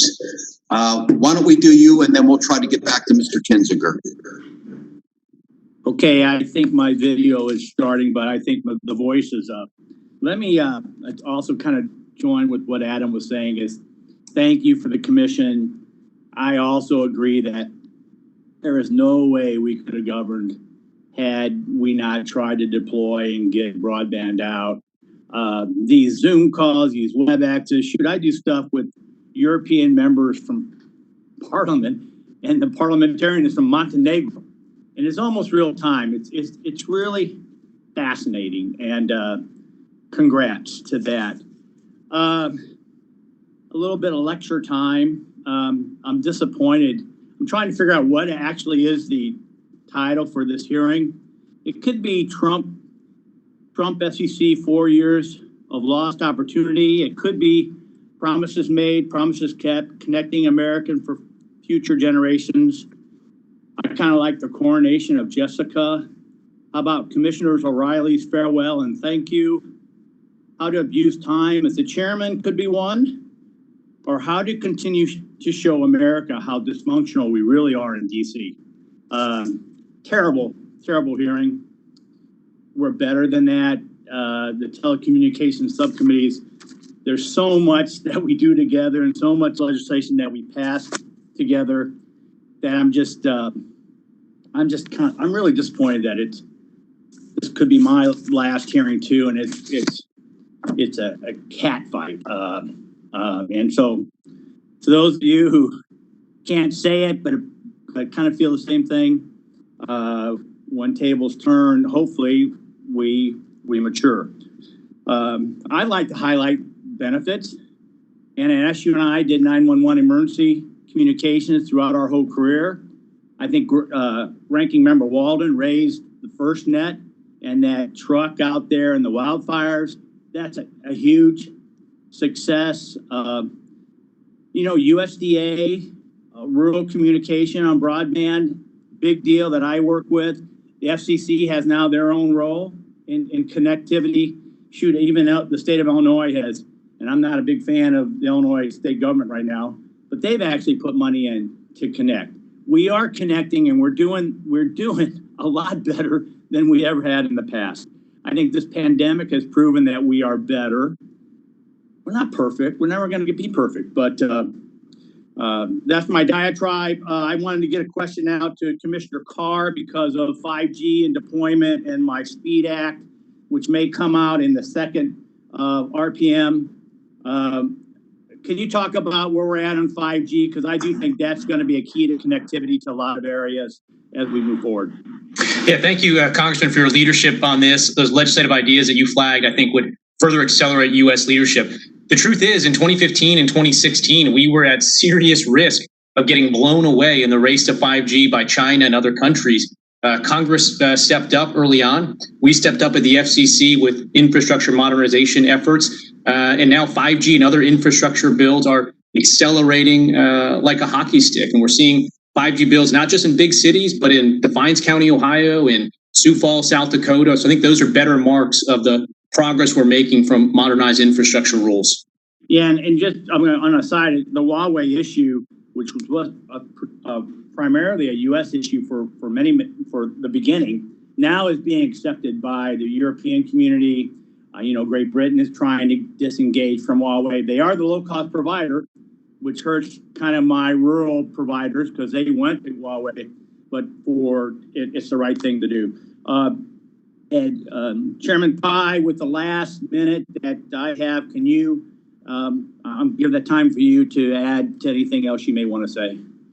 Well, first, Congressman, thank you for your kind words and importantly for your public service. It's been a pleasure to work with you. And I still have memories of our visit to that PSAP in Harrisonville, Illinois, where we saw some dedicated public servants trying to make the 911 system work in those 16 counties. In terms of the 5G security work, I think Commissioner Carr outlined well some of the steps we've taken. I'll just take the opportunity to personally note that I've been deeply involved both here and abroad in working with our partners in other nations to ensure a shared framework for 5G security. I've personally visited Bahrain, Malaysia, India. I've personally spoken to Belgians and Brazilians and others about the need for a shared framework. And now, along with the State Department, Defense Department, White House, and others, now we're starting to see the fruits of those labors as there's a shared understanding about the risk of equipment and services that are subject to Chinese Communist Party surveillance or jurisdiction. And so I'm hopeful that with those partnerships, with our exploration of open radio access networks, as the FCC is encouraging, we'll be able to see a much stronger and much more secure 5G network than we otherwise would have. Gentlemen's time has expired. I would like to say to my friend John, I know there's days I've felt like you feel today. We've both been on this committee a long time, but I want you to know you're a great member and I consider you a friend. And I wish you all the best in your future endeavors, buddy. Go Cards. I don't have the Pirate problem. I'm a Cardinal fan. Worst baseball team in both national and American leagues. I told the Pittsburgh owner that I should coach the Pirates because I could coach a team into last place just as well as the guy there could. But anyways, thank you, John. Chair now recognizes Debbie Dingle for 5 minutes. You're recognized. Thank you, Chairman Doyle, and all the Chairman Pine, all the commissioners for being here today. And I do have to say, I have the Detroit Tigers and the Detroit Lions, so go blue.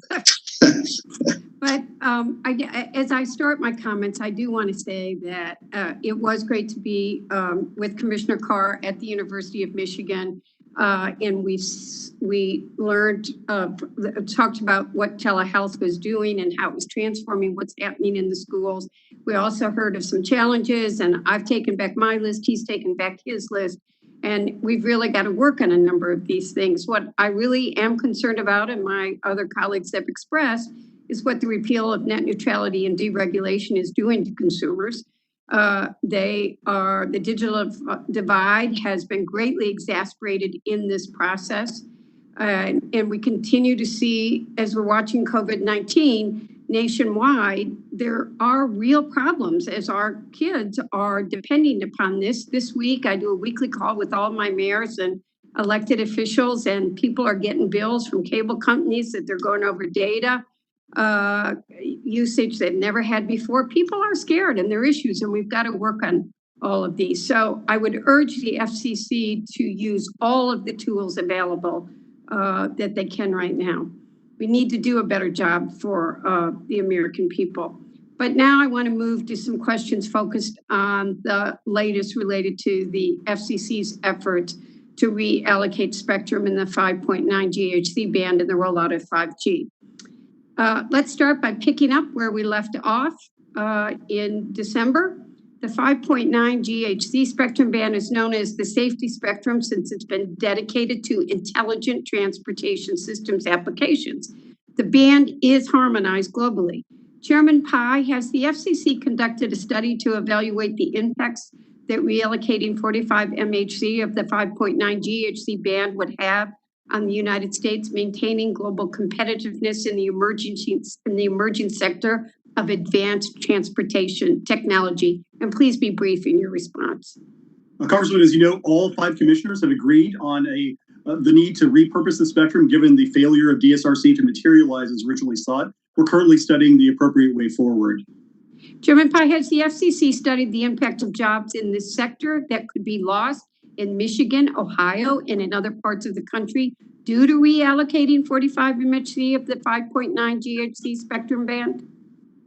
Well, there are many factors that go into our consideration. The first and foremost, of course, is that the automotive industry has not used this spectrum to its fullest extent, if it's used it at all, over the last 22 years. So it does plan on using it. So as you know, there have been issues. So I think you can't ignore it. In a recent letter to the FCC Office of Engineering and Technology, NTIA proposed exclusion zones be implemented in the 5.9 GHz spectrum band to protect federal operations, including DoD, NASA, and the Department of Energy Systems, prior to the Commission finalizing an order. Chairman Pai, has the FCC conducted a study to assess the impacts that reallocating 45 MHz of the 5.9 band, the 5.9 GHz band for unlicensed operations would have on U.S. national security interests?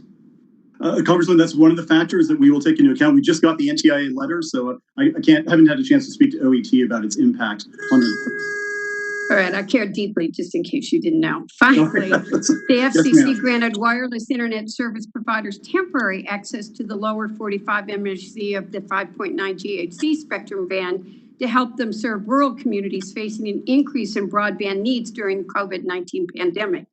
Chairman Pai, does the FCC have data to show that this effort met the needs for broadband? And did the FCC consider whether granting this temporary access to lower 45 MHz of the 5.9 GHz spectrum band would cause harmful interference to ITS operations in the 5.9 GHz band? The answer to your first question is yes. In fact, we were so surprised at the positive impacts that we put out a report, which we can make available to you, about how certain small internet service providers have used the spectrum very quickly to increase the reach of their networks. Amplex in Lucky, Ohio, other small providers like that. And so I'm really excited about what the use cases that these smaller providers can use to close the digital divide, especially for low income and rural Americans who otherwise wouldn't get access at all. Well, I care deeply about that digital digital divide, but I also care about safety as well. Chairman Doyle, I'd like to request unanimous consent to submit for the record a letter sent yesterday to this committee from a coalition of transportation industry stakeholders to express significant concern with efforts underway at the FCC to reallocate spectrum in the 5.9 GHz band away from transportation safety. Without objection, so ordered. Generally, the time has expired. Mr. Kinzinger. Let's try it again. Minutes if we can hear you. Yeah. How is it now? Is it better? Yeah, we can hear you. Great. If I lose you, then I'll just say that basically God doesn't want me to do this and we can move on. But thank you all for being here. It'll be great to see you all in person again when we can. Thank you, Mr. Chairman, for holding the hearing. Chairman Pai, we talk a lot about the need to make spectrum available for 5G, and China is determined to get ahead of the United States in every form of technology and will do whatever they need to make it happen. So I was pleased that the White House and the DoD agreed to make 100 megahertz of mid-band spectrum available for 5G, and that the FCC placed this item on the September agenda. So thank you for that. You already answered to Leader Walden that you all oppose a nationalized 5G network, but I want to ask each of the commissioners, and we can start with you, Mr. Chairman. Do you agree that this band can be used at full commercial power as announced by the White House? And if you could just keep it brief. Yes, I do. Yes. Yes. Yes. All right, that's about as close to unanimous as we're going to get. Chairman Pai, you're taking a great first step by moving quickly to auction this spectrum, because we need to get this spectrum to industry quickly if we're going to stay ahead of China. How fast do you plan to bring the 100 megahertz of spectrum to market? As soon as possible, and we're going to be voting in a couple of weeks on an order essentially repurposing some of the spectrum for 5G. Last year, we already made initial steps for non-federal users. We submitted the notification under the CSEA in June, so we're hopeful that either in late 21 or early 22, we can move ahead with that option, or sooner if there are other steps that can be taken to accelerate that process. Great. Thank you for that. And obviously, we're here to help if needed. I want to commend the Commission on acting to secure the U.S. supply chain by designating Huawei and ZTE as national security threats to our communications networks. I would hope that even our friends on the other side of the aisle recognize the good work of the Commission on this issue.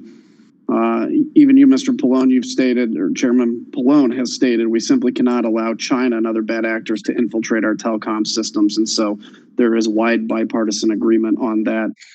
Yet even on this crucial bipartisan issue, unfortunately, the House Democrats did not include funding in their HEROES Act, the Partisan HEROES Act, to help small carriers remove Huawei and ZTE. So, Mr. Chairman, Chairman Pai, what have you done or plan to do to help ensure that the U.S. networks are secure? We've done a lot, Congressman, barred the use of USF funding from being used prospectively on equipment and services. We've also done an inventory of existing equipment, and we've got a list now of some carriers that have problematic equipment from Huawei and ZTE. We've also encouraged the next generation of network architecture known as open radio access networks. I just held a forum on Monday where I personally talked to a lot of experts, as did my fellow commissioners, about these issues. The critical thing now is for Congress to give us funding to enable these recipients of USF funds to rip out the equipment that's problematic and replace it with more secure equipment. Something I've been pushing Congress to do for several months now. We really need that funding, especially in these smaller rural areas where some of the smaller carriers might not otherwise have the wherewithal to remove the equipment. Yeah, thank you. And I think, on that issue, education of the public is important. I know you guys are trying to do the best you can. Even things like TikTok, right? Like, why is it that, TikTok is a concern? If I told you, by the way, that the NSA was monitoring some app everybody used, people would go crazy. But for some reason, the concerns about the Chinese government, it's, for most people, not as concerning. So I think information is going to be key to that. And last year, Congress and the FCC took critical steps to crack down on robocalls, which was awesome, something almost every American can get behind except robocallers, I guess. Since the implementation, efforts by the FCC to put an end to these unlawful robocalls, we've seen a substantial decline.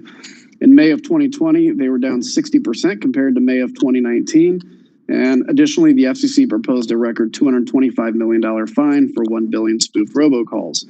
The data shows that this has been successful, but I'm curious to know how these bad actors are adjusting to the new rules and if we need to build on the success with something even stronger. So, Commissioner O'Reilly, Are these bad actors finding new ways to get around the rules to place robocalls? Absolutely, they will continue to do so. And I think what you're seeing in the success you mentioned is the fact that we've moved away from penalizing the carriers and going after the bad actors.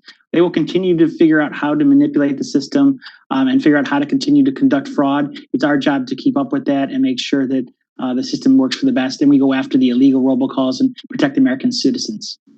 Okay, and since I'm coming to the end of my time, I want to ask the next question. I'll just thank all of you, whether we all agree on everything or not, for your hard work. I very much appreciate it, and especially on the robocall issues too. If there's anything further that we need to do to give you the power to continue to crack down on it and see success, let us know. And Mr. Chairman, I'll yield back and apologize for the earlier malfunction. Gentleman yields back, no problem. Chair will now recognize the gentleman from Vermont, Mr. Welsh, for 5 minutes. Thank you very much, Mr. Chairman. I want to thank my colleagues for participating in this committee hearing. And also I want to say special thank you at the end of this session to our 5 FCC commissioners. It's been a pleasure to work with all of you these past 2 years, and I look forward to working with you in the future. I want to take an opportunity to convey to you what's going on in Vermont. Vermont, like Montana, like Iowa, like all of rural America, has an extraordinary challenge with access and availability of internet. And we agree on this committee that rural America must have high-speed internet for health, for work, for education. And we also agree that rural America doesn't have it. About 70,000 households in Vermont don't meet the federal standard of broadband. And we also have incredible challenges with affordability. And I think there's really 2 fundamental questions that the FCC faces and Congress faces. One, will we make the decision that our forebears made in the 1930s that we have to have broadband throughout rural America, much like they decided we had to have electricity everywhere? That was a social decision, not an economic decision. And we have to make that decision, and the other policies to implement it will follow. And second, will our Congress do like our predecessor Congress on electrification and set up opportunities for rural electrification districts now for broadband, which are similar to communication union districts, which we have in Vermont? And what that really raises is the question of what's the role of government. The private sector can be efficient. It can also be cruel. If the private sector wanted to and had an incentive to extend broadband throughout rural Vermont, they would have, but it's not here. What we've done in Vermont with a Republican governor and a Democratic legislature is establish communication union districts where towns come together, 15 or 20 small towns, and set up a district. And the goal is for those districts to provide broadband to the citizens that live within it. And it's a model that works in parts of Vermont already, and it's very similar to rural electrification districts that have worked so well for many folks in rural areas. I want to ask a couple of questions. First, with Commissioner Rosenworcel. You've been making the point about deployment and adoption, and you joined me on a roundtable involving people from the Northeast Kingdom of Vermont. And one of the participants was a teacher who was, or a parent who was sitting in her car, not sitting on a curb outside of a fast food place. It's a little colder up here in Vermont. In order to get access to the internet. And one of the stories she told was not only how difficult it is to get access, but how a little girl said, we've run out of internet because she couldn't afford it. What role do you see these union districts, communication districts, playing in the deployment of broadband in rural parts of America to deal with deployment and adoption? Thank you for your commentary. And I too can't get out of my mind the idea that a student ran out of internet. It really speaks to the crisis we're in right now. They can't go to class. because they reached a data cap or don't have service. We got to fix that. And I think we need all ideas on the table, just like you suggested. We have got to go back and look at the Rural Electrification Act and what we did to bring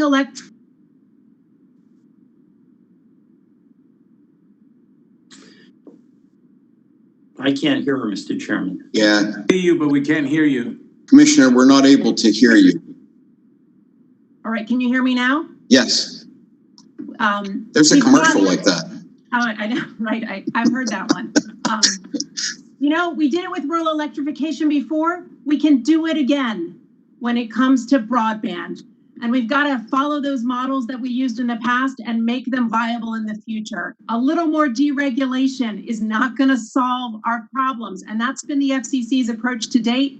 And I think it's reached its limits. We need to go back and look at what we did with rural electrification, just like you suggested. Thank you. I see that my time is up, so I'll yield back. Gentleman yields back. Chair recognizes Mr. Lujan for 5 minutes. You need to unmute, Ben. You need to unmute. Thank you, Mr. Chairman. Mr. Chairman, I ask for unanimous consent to submit into the record a report from the American Library Association entitled Built by E-Rate, a case study of 2 tribally owned fiber networks and the role of libraries in making it happen. Without objection, so ordered. Mr. Chairman, the coronavirus pandemic has exacerbated many longstanding inequities in our country, including the digital divide. According to the FCC, more than 60% of New Mexicans living on tribal lands and more than 50% in rural communities lack access to high-speed fixed broadband. This divide, especially during this pandemic, undermines businesses' ability to thrive, students' ability to learn, workers' ability to telework, and patients' ability to see their doctors. One way we can bridge this divide is by connecting schools, libraries, and community anchor institutions. Commissioner Rosenworcel, you say in your testimony that, quote, we need to incorporate the experience of so many people across the country who can tell us what service looks like where they live and why our maps are wrong. After all, the best broadband map will not be built in Washington. It will be built by all of us. And I agree with you. I agree that it's going to be built by all of the folks that are living in parts of the country where there's no connection. In fact, I often say that my constituents know the difference between fast internet, slow internet, and no internet. That's why I work to include provisions in the Broadband Data Act to help consumers in local, tribal, and state governments meaningfully participate in the collection of broadband data by empowering them to challenge flawed coverage maps. Commissioner Rosenworcel, can you quickly build on your statement, your testimony, and discuss why it's so important that the FCC implement a robust challenge process to determine whether coverage maps are accurate? Sure. The best part of the Broadband Data Act might in fact be what you're bringing up. The idea that we're going to ask everyday Americans, do you have bars on your phone? Do you have service on your street? Because the truth is, all of us know. We know where service is and service is not in our communities. So we've got to take that know-how and knowledge and use it to inform the official data we have at the FCC. I'm pretty confident that if we use the knowledge of everyday Americans from all across this country, we'll get maps that are far more accurate than what we have right now. I appreciate that. Commissioner Starks, it is my understanding that the FCC is statutorily required to vote on an item implementing key pieces of the Broadband Data Act, including the challenge process on Monday. Yes or no? Is the FCC on track to do this? I believe we're not, Congressman. Chairman Pai, there's a lot of interest in this space. While I understand that information needs to be disseminated to commissioners before it's disseminated publicly, can you make those documents available to this committee as soon as you disseminate them to the commissioners so that we know that all commissioners have that information? I'm not sure which documents you might be referring to, Congressman, but certainly if it's a meeting item, we always publish that at least 3 weeks in advance. My concern, Commissioner Pai, is that the FCC is not on track to meet its statutorily requirement on the challenge process for Monday. And it's important that that information not just be given to the commissioner so they know what they're going to be voting on, but this committee has a lot of interest in that space. So I'm hoping that pertaining to that particular vote, you can share those documents with this committee as soon as they've been disseminated to the commissioner so that we know that they've been shared. Commissioner Starks, do you believe that the FCC has done the necessary work to collect accurate data to make smart investments to close the digital divide? I don't, and I have taken issue with the $20 billion that is set to go out under poor data, flawed data. And I don't believe anybody in this virtual room knows what are the communities, what are the census blocks and tracts that are trapped in this 477 data issue that are not going to ultimately be included in RDOF phase 1. And then, of course, under the mobility fund, the prospect of us using poor data there is something that I absolutely am against as well. I appreciate that response, Commissioner Starks, and that's a concern that's been raised by many of my constituents that are involved with expanding broadband connectivity across New Mexico, is the importance and the need to fix Form 477. Well, I understand the Commission's looking at this. This needs to be done, and it can be fixed immediately such that communities are not left without because one house in a neighborhood or in a community shows that they have high-speed access, and that excludes everyone else from some of the programs we're putting forth. That's just wrong. Let's fix that. The last question I have, Commissioner Rosenworcel, is, has the FCC done everything it can to connect tribal communities during this pandemic? Congressman, the answer is no, but I will favorably that our work on the 2.5 gigahertz band with the chairman is a positive development. There'll be more tribes that have direct access to spectrum as a result, and I hope that that will make a meaningful difference in the future, but we have a lot more work to do. Gentleman's time has expired. Thank you, Chairman. Chair now recognizes Mr. Butterfield for 5 minutes. Thank you very much, Mr. Chairman, and thank you to our witnesses for their testimony. Mr. Chairman, thank you for your leadership. You've been nothing less than extraordinary on this committee, and look forward to continuing to work with you in the years to come. In the wake of COVID-19 spread, disparities in maternal health outcomes are deepening.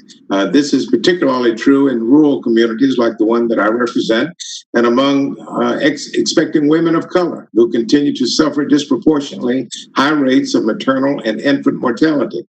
Earlier this year, I led a letter joined by 27 other members recommending that the FCC reserve Connected Care pilot program resources for connected care projects addressing maternal health care in each state. In addition, earlier this year, I introduced the bipartisan, bicameral Data Mapping to Save Moms' Lives Act. It's kind of a mouthful, along with Representatives Gina Forte, Blunt Rochester, and Congresswoman Brooks. This legislation directs the FCC to use data mapping to identify areas of the country where high rates of poor maternal health overlap with a lack of broadband access. I believe doing so will give us a better understanding of where we should be allocating telehealth resources. And so, Commissioner Rosenworcel, do you agree that the FCC should use its pilot program to address maternal mortality? Absolutely. The United States is the only industrialized country with a rising level of maternal mortality. And we know that telemedicine solutions could help rural areas and especially women of color who really are suffering right now. We need to do more, and I think our pilot project is a way to start. I appreciate Let me ask you this. In this issue. How would a better understanding of where high rates of poor maternal health and a lack of broadband access overlap, how would that aid us in combating the maternal health crisis? Well, I've had the privilege of spending some time with the doctors at the University of Arkansas, and I've also spent time with maternal experts at the Mayo Clinic, and they both are developing programs that rely on telemedicine. The more that we can connect mothers, the more that we connect pregnant women, the more likely they'll be able to follow up with appointments for small health problems that can turn into disasters when it comes to giving birth. So the connection between broadband, telemedicine, and maternal health is real. I think we should use our pilot project to explore it, just as you said, in every single state. That's what I wanted to get in the record. Thank you. Commissioner O'Reilly, closing the digital divide is imperative to ensure that all Americans have the access they need for distance learning, for telehealth, for jobs, and a host of other essential activities that increasingly require a broadband connection. However, Due to outdated ETC designation requirements, qualified broadband providers are discouraged from participating in FCC programs that increase broadband access for low-income and rural consumers. My Expanding Opportunities for Broadband Deployment Act would retire this outdated restriction. Now, let me ask you this. Do you agree or disagree that eliminating the ETC requirement could help more providers connect more Americans? I absolutely agree, and I wrote a blog on this, and I support your legislation. I had a blog on this that went through all the different arguments presented on not only why my conversations with so many different providers and why this has discouraged their participation and discouraged their participation in upcoming auctions like RDOF, where they're not willing to edge out in certain circumstances to build out the areas that really need it. And I commend that to your attention and the committee's attention. I think it's so important that we fix this going forward. Thank you, Commissioner. And finally, to Commissioner Starks, it's good to see you today, Commissioner. It's been a while since we have chatted, but thank you for your extraordinary work. Commissioner, you have been a vocal proponent of the find it, fix it, fund it approach to protect the telecommunications supply chain from high-risk foreign equipment vendors such as Huawei and ZTE. My friend Representative Kinzinger and I recently introduced the bipartisan bicameral Ensuring Network Security Act to expedite the replacement of all such equipment from our networks. Finally, in the 20 seconds that we have left, do you agree or disagree that we should do everything we can to replace such equipment as quickly as possible? Well, yes, thank you, Congressman. And the commission recently finalized the designation of Huawei ZTE as covered companies posing a national security threat.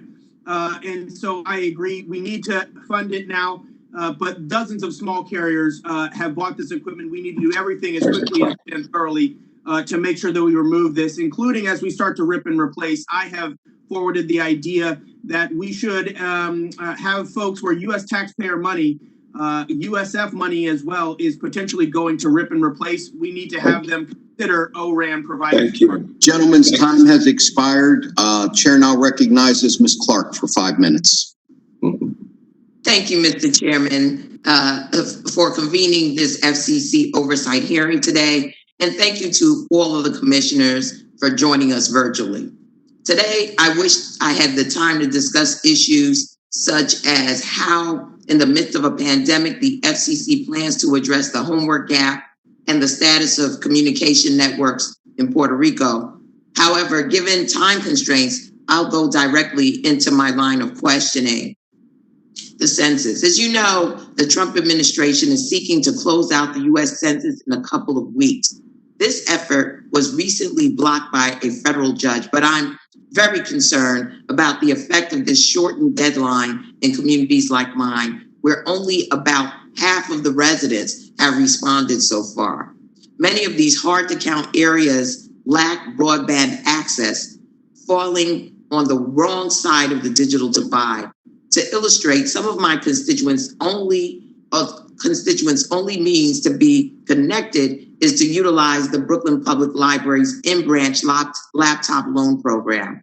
However, some of the library system locations are still closed and have limited services due to the pandemic. Again, this is very concerning to me, knowing that we all need all hands on deck to be counted.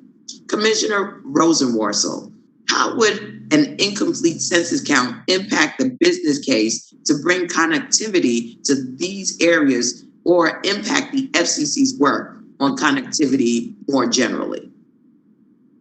We have a constitutional duty to get an accurate count of everyone in this country.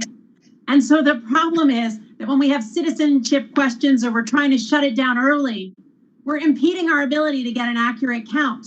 What I'm most worried about is that this is our nation's first digital census. And we know we've got a digital divide in this country. And if we are relying strictly on the internet, well, then we are going to leave people out. So it's never been more important that we figure out how to reach those people where they are, even though we have this public health crisis. We've hired 120,000 fewer people to actually work on the census this time around because we're relying on this internet first mode. But in districts like yours and elsewhere where the digital divide is rearing its head, we've got a problem. We've got to make sure that the census continues until we count everyone. Thank you so much, Commissioner. Last week, the full committee passed my bill, the Enhancing Broadcaster Diversity Data Act, out of the committee to the House floor. This bill was drafted due to the failure of the FCC to collect data to better understand the employment and ownership diversity numbers in the media industry for more than 20 years. It is troubling to know that some stakeholders do not want their demographic data public. Commissioner Starks, why do you believe it is important for this data to be collected? And how do you see my bill supporting the work of the FCC? Well, thank you so much for your leadership. Proud to stand with you as always on this issue, Congresswoman. Representation matters, and workforce diversity in media is critical to ensure that all stories are told and that communities are served. America's broadcasters should look like America. And local media should reflect the local communities. And that stems from who's in front of the camera to who's in the C-suites to who is behind the production. And so third-party data is showing that people of color employed at television and radio broadcast stations has remained unacceptably low in my mind, particularly when we are talking about increasing diversity in so many ways. And so despite a statutory obligation to collect workforce diversity from broadcasters, this commission has failed to do so. We should have been collecting this on what is the Form 395B, which has been authorized by Congress, approved by OMB. And so we haven't focused on this and collected that data because of a dispute on confidentiality. I'm glad that your legislation will help us get where we need to be. Thank you so much, Commissioner. And my final question, last week we witnessed another attempt by Donald Trump to utilize the FCC as his personal speech police due to the fact check on Twitter. This is the latest intimidation tactic by Donald Trump to try to dampen criticisms of him and his administration as carryovers from his May executive order. Moreover, today is the deadline for public comment on the Section 230 issue. So it's a timely conversation. Commissioner Starks, what are your thoughts on Trump's executive order and the next steps in the Section 230 conversation? Well, thank you. This is absolutely critical. Again, like your first question about the census, this is integral to democracy. And so I know that you and many members of this committee are focused on this. There's a robust debate here in Congress about the future of Section 230. But let me be clear, we should reject the NTIA petition, especially when we consider the president's motives behind the EO. They're about retaliation, working the refs at a time when these decisions will impact the president's political future. And so we're an independent agency. We don't have to play this game, and we should get back to our focused work, which is helping to close internet inequality. General Lady's time has expired. And I thank you, Mr. Chairman. I yield back. Thank you. The chair sees Ms. Rogers, I believe, has waved on and is recognized for 5 minutes. Thank you, Mr. Chairman. I appreciate everything that the commission has done to help communities and emergency responders during wildfires out west. It's disappointing that this majority hasn't worked with us on any of the solutions that can restore communication networks in areas that have been hit. For instance, my Wildfire Wireless Resiliency Act.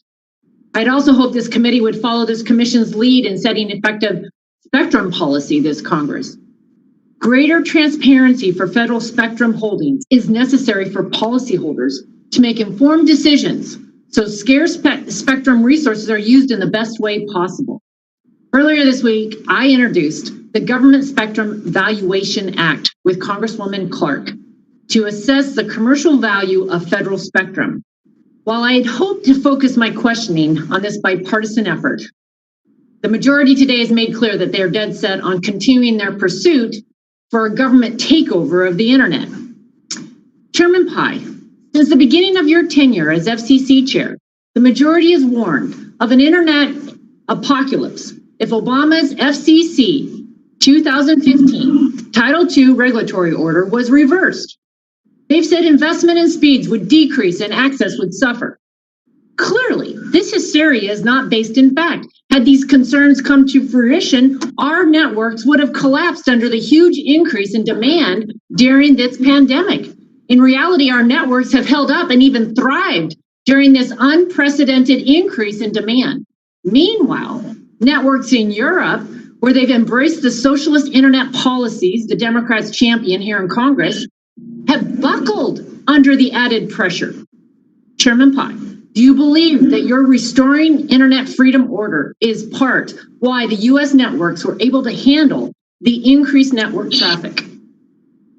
Thank you for the question, Congresswoman. There's no question with increased usage of 35%, up to 35% of fixed networks, up to 20% on mobile networks, a lot of people were wondering, would our networks be able to stand up? And they have. And part of the reason is because of the regulatory reforms that we took against vociferous opposition before anyone heard of coronavirus, the most notable being the Restoring Internet Freedom Order. I'm proud of the decision we took to get rid of those arcane utility-style regulations. And the results speak for themselves. Speeds are up over twice as what they were when we made the decision. Set records for fiber deployment in 2018 and 2019. Millions more Americans getting access to the internet than ever before. The price index, if you look at it, has gone down in terms of the affordability of prices. An independent study of urban rate survey data has shown that. And so, notwithstanding all the hot air and the absurd predictions we saw from politicians and lobbyists and the rest, the proof is in the pudding. The American consumer online today is better off because of our decision than they were prior to 2017. Thank you, Chairman Pai. I'd like to close by addressing the renewed efforts to establish a nationalized 5G network. The idea a government-run network would be preferable to the networks within a free market is ill-advised. Likewise, the continued desire to impose utility-style regulations on the internet will impair our ability to deploy 5G and will only empower the Chinese Communist Party to beat us in this race for 5G. I've heard a lot of talk today from the majority about their desire for the US to lead in 5G. I hope we can put this talk into action by dropping the misguided push that will kill our ability to deploy next-gen networks. Free enterprise is central to America. It's produced the best telecommunications networks in the world, period. We have won the race to 5G. We've unleashed a decade of innovation and the app economy. And we will do the same with 5G by championing free markets and American ingenuity. We cannot beat the Chinese at their own game of central planning and government control, neither should we try. And with that, I yield back. Gentlelady yields. I would note that the only person that wants to nationalize 5G is the president. I think the rest of us agree with Ms. Rogers. The chair requests unanimous consent to enter the following into the record. A case study from ALA Policy Perspectives, correspondence between Representative Eshoo members and the FCC, a letter from 51 V2X stakeholders, comments by New America's Open Technology Institute and Ranking Digital Rights, a report from New America's Open Technology Institute, a letter from New America's Open Technology Institute, again, a letter from Americans for Tax Reform, a report from the U.S. Chamber of Commerce, a report from U.S. Telecom, a letter from Douglas County Commissioner Dave Layden to Chairman Doyle and Ranking Member Latta, a letter from the minority listing Chairman Pai's accomplishments, and a letter from GE Healthcare Technologies. Without objection, so ordered. I want to thank all the witnesses for their participation today. It's good to see you all. I wish you all well. And I want to remind members that pursuant to committee rules that they have 10 business days to submit additional questions for the record to be answered by the witnesses who have appeared. I ask each witness to respond promptly to any such questions you may receive. With that, this committee is adjourned. Thank you, Mr. Chairman. Take care.